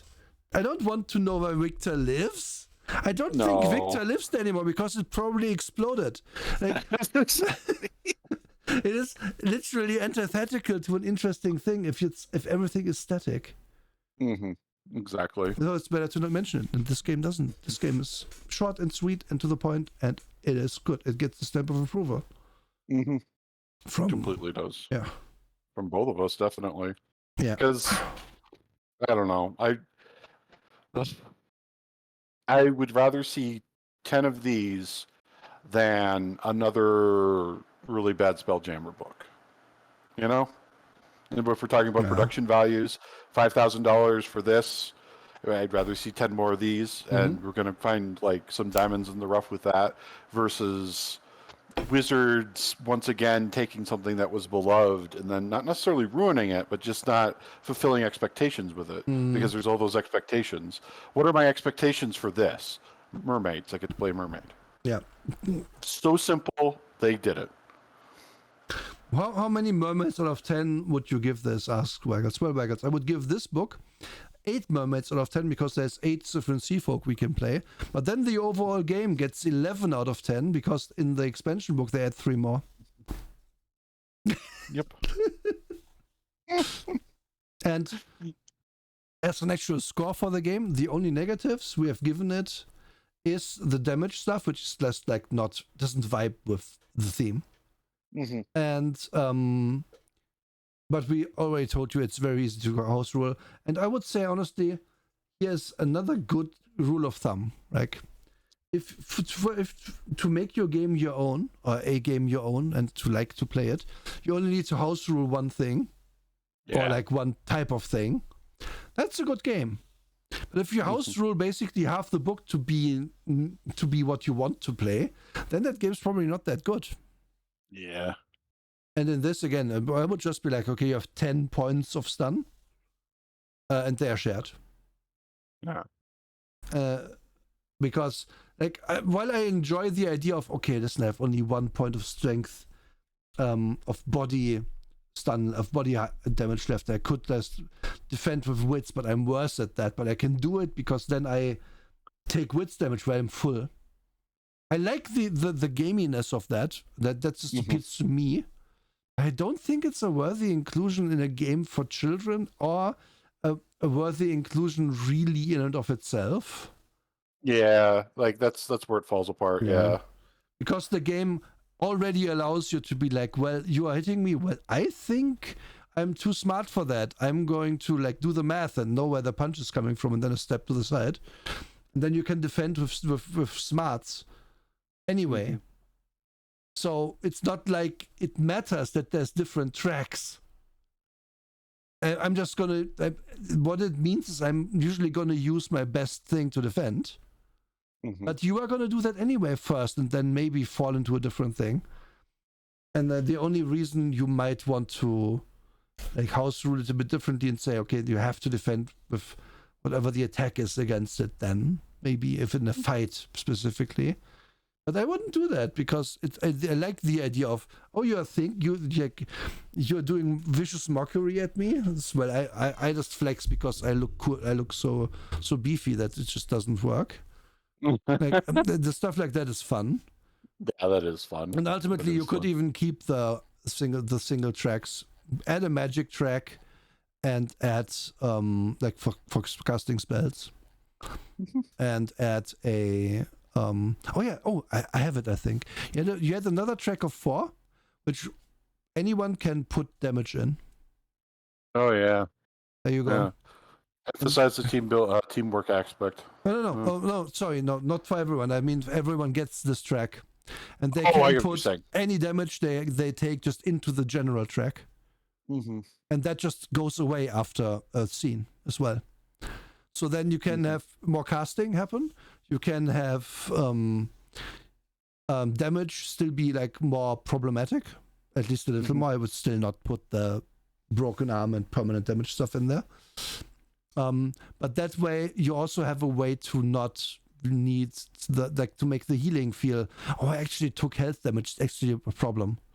Like that's usually a good indicator of raising stakes is when your character is like let's say in D&D terms, at below a third of the health or below Yeah. half. Yeah, that's a good That's way to kind of put it. like that. I think that's the even better house rule there. Like having a track of whatever many dots that just refresh very quickly. And then having your normal tracks of damage that take longer to heal or something. Yeah. But again, these again, if you have to house rule one thing, game good, and we're still like just coming up with more refined house rules for this game. Oh yeah, and that's the last thing I want to say before we just kind of roll into the sunset. Oh, like to piggyback onto that Yeah, too. please, you It says first. a lot. It says a lot that the game makes us want to do that. Yeah. There have been games that we've reviewed where we're like, we don't want to house rule this, fuck you. And that's like Continuum, etc. Yeah. And if a game has done that to you, then that game's already failed because you Yep. don't want to do stuff with it. Yep. Whereas this game, we're not playing this tomorrow. We're not even playing it next week. We're not even playing it next month. But we're still immediately inspired. Yeah. Hey, what can we do to make this the right experience? And that says a lot. That says a huge amount. That says Yes. more than me saying this is 10 mermaids out of 10, because the fact that it inspired me is the whole point, honestly. Yes, so true. Like, if your mind wants to make it better, that's usually a good sign. Like, Yeah. the difference here is better as opposed to playable as well. I can play this with the rules as written. It's just going to be like, are you saying I'm going to have to tell little Timmy that his character has a broken arm? Yeah. I don't really came to this table to tell little Timmy to traumatize little Timmy. Like, he loves this big beefy mermaid man. Like, no. I refuse to tell little Timmy that. Poor Timmy. So what was I gonna say? Shit. I don't have anything else to add. I kind of lost. I had one more thing I wanted to say. Now I kind of lost track of it. Well, I guess it's gone. I'm trying to not say the word I want to say in response to you saying one more thing. Kodampo would be an urchin, man, I think. It's a big dumpy. Jellyfish. Yes, jellyfish should be jellyfish. Now just one more sting.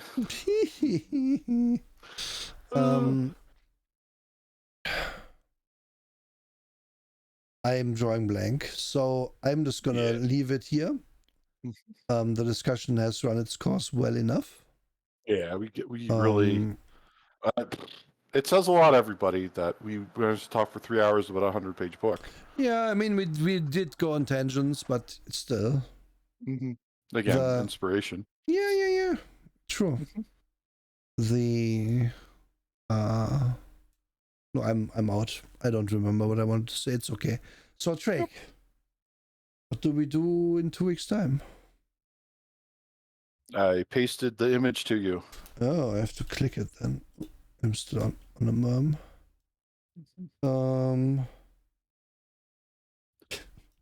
I think that's. Oh, what is this? A role-playing game of the 20s and 30s. Justice. Justice Incorporated. Yep. Interesting. Made by Aaron Alston, who one of his claims to fame is he worked on the Worlds of Ultima games and on Ultima games in general. So got another person, or did a Warren Spector game who worked on the Ultima games, and here's another guy who worked on the Ultima games. Interesting. This is compatible with Champions, which I don't know if we'll ever review, but I wanted to grab this one because this is one that an example of an older one that actually has a verbose set of sections about here's how you do horror, here's how you do this, here's how you do that. We don't have many examples of that. I immediately want to do a race around the world game in this. It's perfectly set up for that because we did Indiana Jones, and that's like a terrible example of how to do this. Yeah. Yeah, interesting. I like this. I like spicy stories as well. Good job. Yes, like right away they have like a Carmen Sandiego knockoff as one of the sample images. So, Yeah. yep. But yeah, it's I don't know. It was an interesting read, to say the least, and that's there's parts of it, of course, that are bad because it's compatible with Champions and the Hero System games. But whatever. It's hard to find. It's hard to find something from the era that isn't that painful. Yeah. We're gonna dive into Hero System during this. I'm not gonna say much, except I know my first actual encounter with the Hero System was in Champions Online. Yes. And that game sure fell apart at higher level. But it was a cool time until then. Oh God, yes. But yes, we'll do that one next. Justice Yeah. Incorporated. I will get you all the books. Does this have Aaron Allston, sorry, Steve Peterson, Michael Stackpole. Okay. Aaron Alston is the one that is important because he's worked with anthropologists in the past. Oh, okay. So he's an interesting fellow. I think he died a couple years ago, but yeah, it happens. Okay. Yeah. Cool. Yeah, that's gonna be a good one, I think. I mean, to read. I'm not sure about the qualities we will see. Certainly, the art is hitting the right points. Yeah, I got to say that also is like the art direction is hitting it, and this predates White Wolf's what is it? Adventure exclamation point game, which is another 20s and 30s game. Yes, and yes, Maggots, I'm also very happy that it went well. I had already read it when I made the recommendation. I knew it was fine. So I was happy to get into this one and be like, yeah, this is going to be a good gusher for 2 to 3 hours. Oh, yeah. Darn well was, yep. Okay. So now do we do next track? No. Are we doing to do some bar with friends? We could do some bar with something else. Definitely do some bar with friends. Maybe something else. I need okay, folks. I need 2-3 minutes to go and piss really hard. And yes, I say it like that because it's indeed the truth. And I will boom on my Be Right Back screen so I know where to cut this easily. I will be right back and we will do whatever then. So, yeah, see you in a sec. And have a good one. Yes. Bye-bye.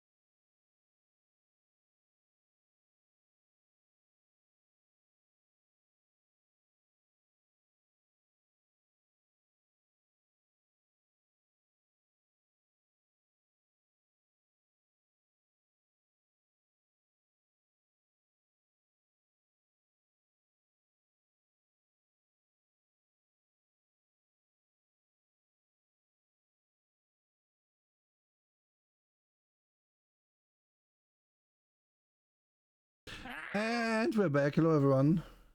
Hello, everybody. Thank you for the redeem. 7624. Here they are. I put them and show them up because Apparently, somewhere it's National Donut Day, and now people in that server want to lick my donut. Hmm. You don't have a donut. I do. No. I will No. send a picture of my donut. Okay. You're just gonna send me your butt, and I won't approve of that. No, give me a thing. Right, let I me start expect this. a baked good, a pastry. I'm starting my stream, and while I'm doing that on my phone, I'm grabbing a picture of my donut. Waggles, I would make you as a character in this game and play you because you're adorable. Yeah, Lots of charm. Lots of charm. there's my donut, Sonnet. It's in the group chat. It's pretty good. It's like a cookie Okay. monster donut. Look at it. I like it. This is really good. Actually, I vibe with this one. Yes. Yes, Waggles. I would play you. I would play with you. So, what do we want to do today? I already have bar open. Yeah, same. I thought you were gonna say you should buy Okay. Hunt. I'd be I, like, I "Ugh." mean, if we all have it, we could play Human Fall Flat at some point. Just go through these levels, bumble around a bit. My Steam is currently being abandoned, but right. I don't have. Wait. How do I have Human Fall Flat? The fuck? I don't know. It's in the bundle I shared. Did I few buy? days ago. Wait, this. It's in a bundle with Surgeon Simulator, with Yeah. Viscera cleanup, We could- speedrunners. We could try Viscera next week or something because I'm kind of into the idea of that game. Yeah, that's a really good collab game. Yeah. It's very relaxing, also. I just see Nura screaming at me because I leave bloody boot prints everywhere.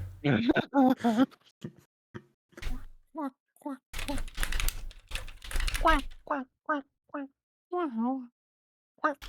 I'm scrungling. You're scrambling.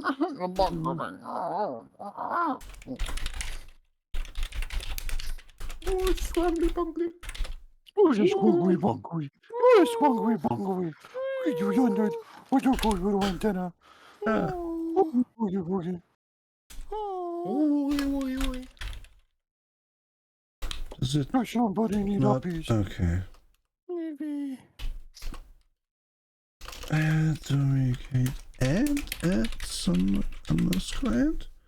Now I get to click it. I don't know if do you even have to click it for it to do it? I don't think you do, right? Who knows?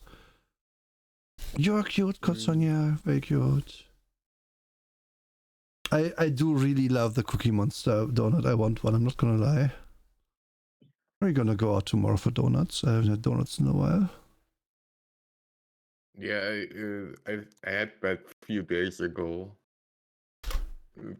Because when I said I'm gonna post a picture of my donut, I of course not gonna post a picture of my Right. butthole. But that's that's what the people in the server I'm in wanna do. They wanna lick my butthole.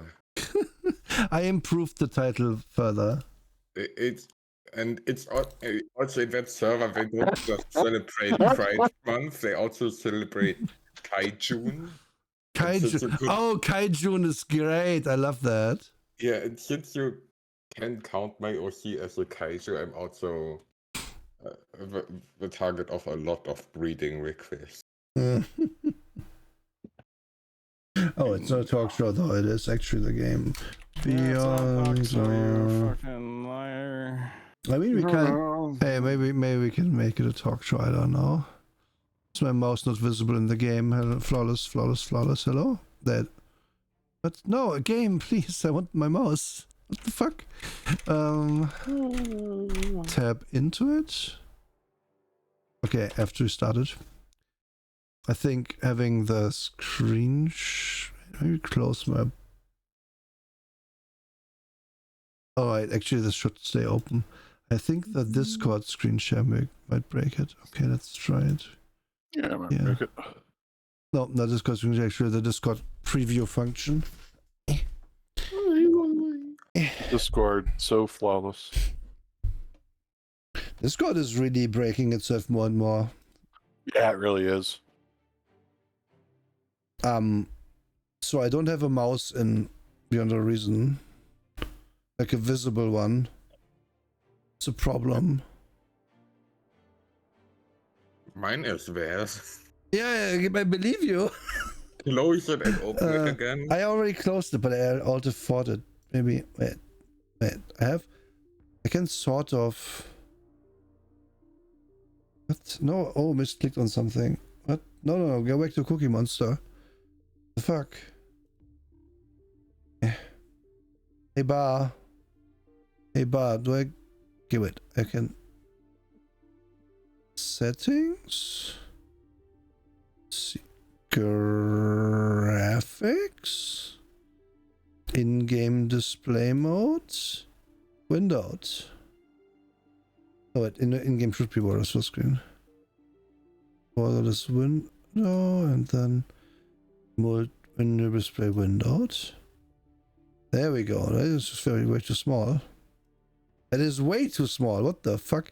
But if I change it back, do I have a mouse cursor? No. Shit, what is this? It's a new one. On my mobile phone. Is it really true that the browser is in front of it or something? Oh, I gotta give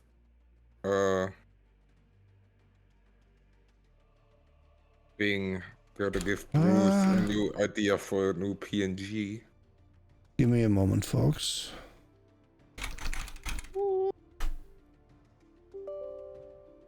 Yeah, please do that. This is fine.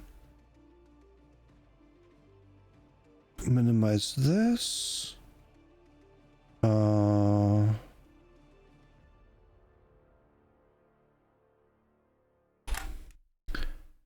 Okay, close that. Login. Pads for the end? Yes, of course, Kotsonia. Where do we have that pads? There. There they are, perfectly positioned. Okay. Please, bar. Beg of you. Please, bar. I'm begging of you. Give me a mouse cursor. It's kind of Give important. me a mouse cursor. No, so it's I might- there when it loads, but then it vanishes. What the fuck? Okay. Wait. That's really weird. GeForce Experience, why are you even... I don't care. Shut up. It's gonna help. No. I'll give you the GeForce experience. I have a feeling I'm not the only one with this problem. Beyond all reason, no mouse cursor in menus. I wonder if it's a rendering thing. It is, but it must be a new bug.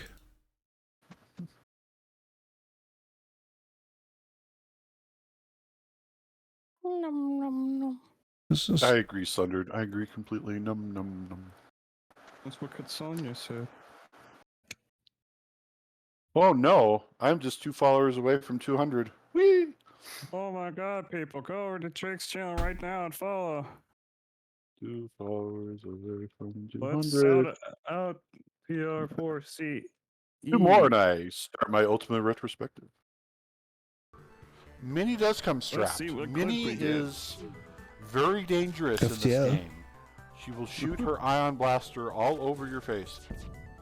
And you will like it.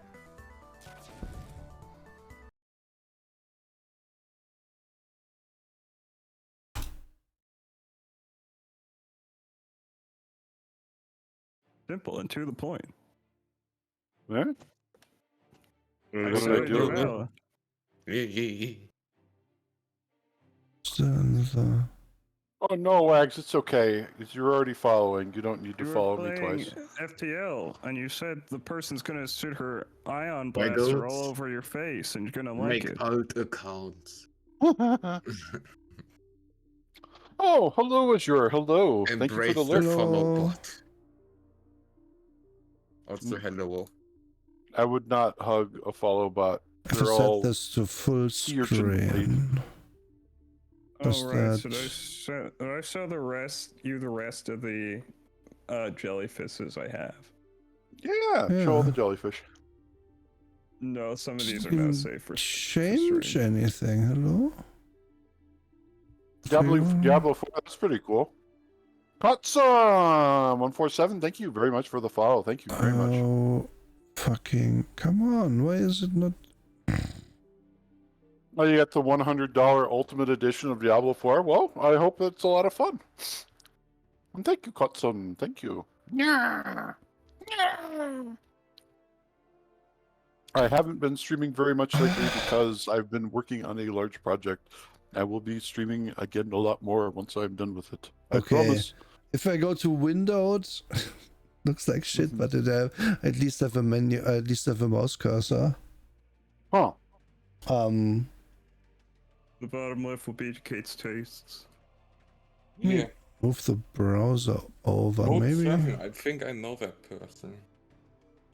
Mode 7? Yeah. Hmm. Wait. Pretty well-known adult art creator. Let Yeah. me Gulu. Google. Thank you. Thank you. Okay. Please someone else host today. Okay. Because this is terribly small. I can't see anything. Yes, sometimes I meow like a goat. No, when are you gonna put the game on screen? Okay. I can certainly try putting this on screen. All right, hosting again. Yeah, Sanat, you can search up mode 7, though it was not recommended because currently they do a lot of poop stuff. But otherwise, This will keep coming back to me. otherwise they have a lot of interesting ideas, I would say, like show this.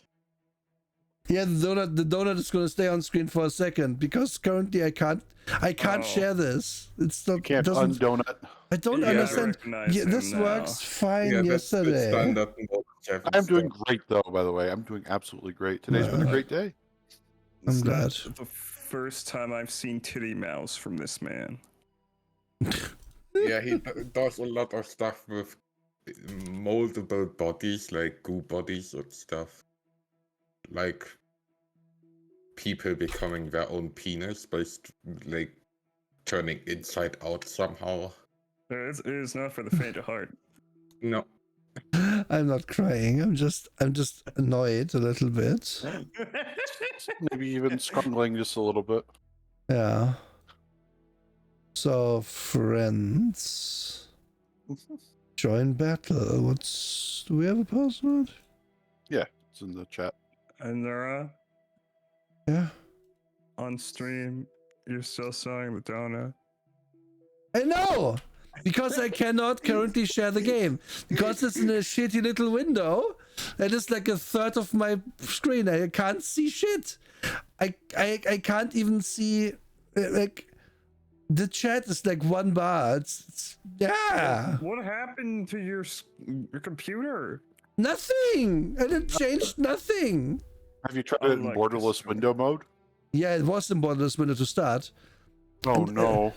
I couldn't, full screen didn't change anything. I had to change to a little shitty window. It's just 800 by 600 big and I can't change the size. What the fuck? I don't know. And we're gonna have to see if I have a cursor when we get in the game. I play the game in windowed mode. I know I won't. No, Sounds I like would a not. terrible experience. Therefore, those are the separate choices. I always play it in windowed mode. You what? Someone can write. Constantine, I'm not sure what you. Constantine, I'm not sure what you mean. It's easy to resize the window. No, it's not. Standard. I had to no mouse cursor find an option that shows me a cursor. And if I change it, it stops giving me a mouse cursor. I don't know. I don't know. It is what they call a bug in simple Restart the patterns. game? I started the game 3 times. It did not give me a mouse cursor any of those times. Maybe 4th time's the charm.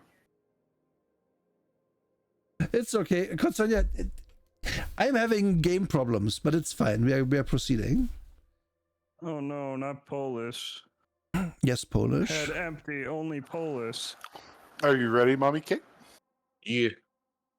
Please click it then.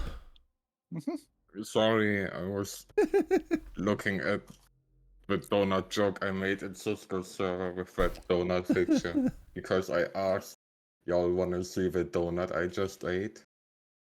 And then sent a picture of an empty plate. Because I already ate the donut. I have a sinking suspicion that the game is going to be in this little window. Oh no, it's just going to be in this little window. Oh, I'm no. noticing that my chair is coming apart. No, that's not good. No. I don't know, we have like 30 hours. And if I need one more, my dad is just gonna grab one from his job. No, I like Pat. Yeah, Kotzen. But the problem is that in the game we're trying to play, which I'm not, which it doesn't show my mouse. And you did that fine yesterday, so I don't know what's up. Mm-hmm. And I'm hoping that once it's loaded in, it's not going to be in this little window that I'm having to use right now to see a mouse cursor. And hello, Hexthrone. Hello. It's good to see you. Good evening. Come on, please give me a full screen. Have you fed your computer recently? I have fed it with a reboot recently. Actually today, so I would expect it to be better than. Okay, it is in this tiny window. That's great. Okay. Can I have possibly like? Is there an option screen? Graphics. Full screen. Resolution is full screen. If I click it here, that is the wrong monitor, and also wait. So, I cannot. I just want you to see the full experience of what I have right now. Please do. Yeah, give me a moment. I'm gonna try to make a picture. Starting location. Shut up, game. I literally cannot. And the reason why I cannot is gonna show up here. Yeah. So, I'm not allowed to share this fuck you game. Oh. No, you can't share this. Oh no, the donut is covering it up. Wait, it just fixed itself. Oh, but it's on the wrong screen. Why? Okay. Okay, wait. Can I change here to screen 2 resolution full screen? This didn't work. No, I can't play it on the screen. Stupid fucking Silly game. Mm-hmm. They didn't like that we reviewed an RPG that we really liked. Apparently not. Okay, fuck it. I'm canceling out. Because it's not possible. Oh yeah. Actually here. So should we all leave then? I guess so. Oh, okay. Okay, this is my whole desktop. And you might see a problem with this. Oh, and I can't put that on. Actually, can't share this fully. No. Because of a certain monster titty woman. It was posted. But okay, wait. Give me a moment. Yep. I want to make clear what the game looked like for me for the most part. Oh yeah, even if I remove mine, there's still standard titty. So the game was on one of the screens, on my rightmost one, where I usually have the game open, have stream open. Wow. And it looked a little something like this. That's the game. That's the rest of the screen. Wow. Yeah, I couldn't play. Guess. Imagine that I couldn't play. How weird. Imagine having 2 monitors. Yeah, imagine having actually 3 monitors. That's 3 monitors I have. It can't be me, literally. Yeah, I'm sorry you only have 1. I have 3 old 1920 by 1080 monitors.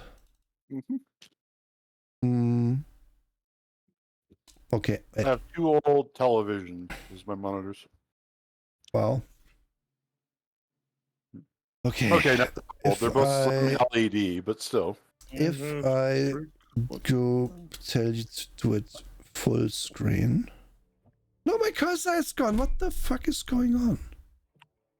Okay, folks. It's gonna be simple. I'm doing a reboot. Okay. And instead of doing anything like ending my stream for that, I'm just going to Task Manager, kill it, reboot, and come back so that the stream's gonna stay online, I hope. Yep. So I see you in a minute.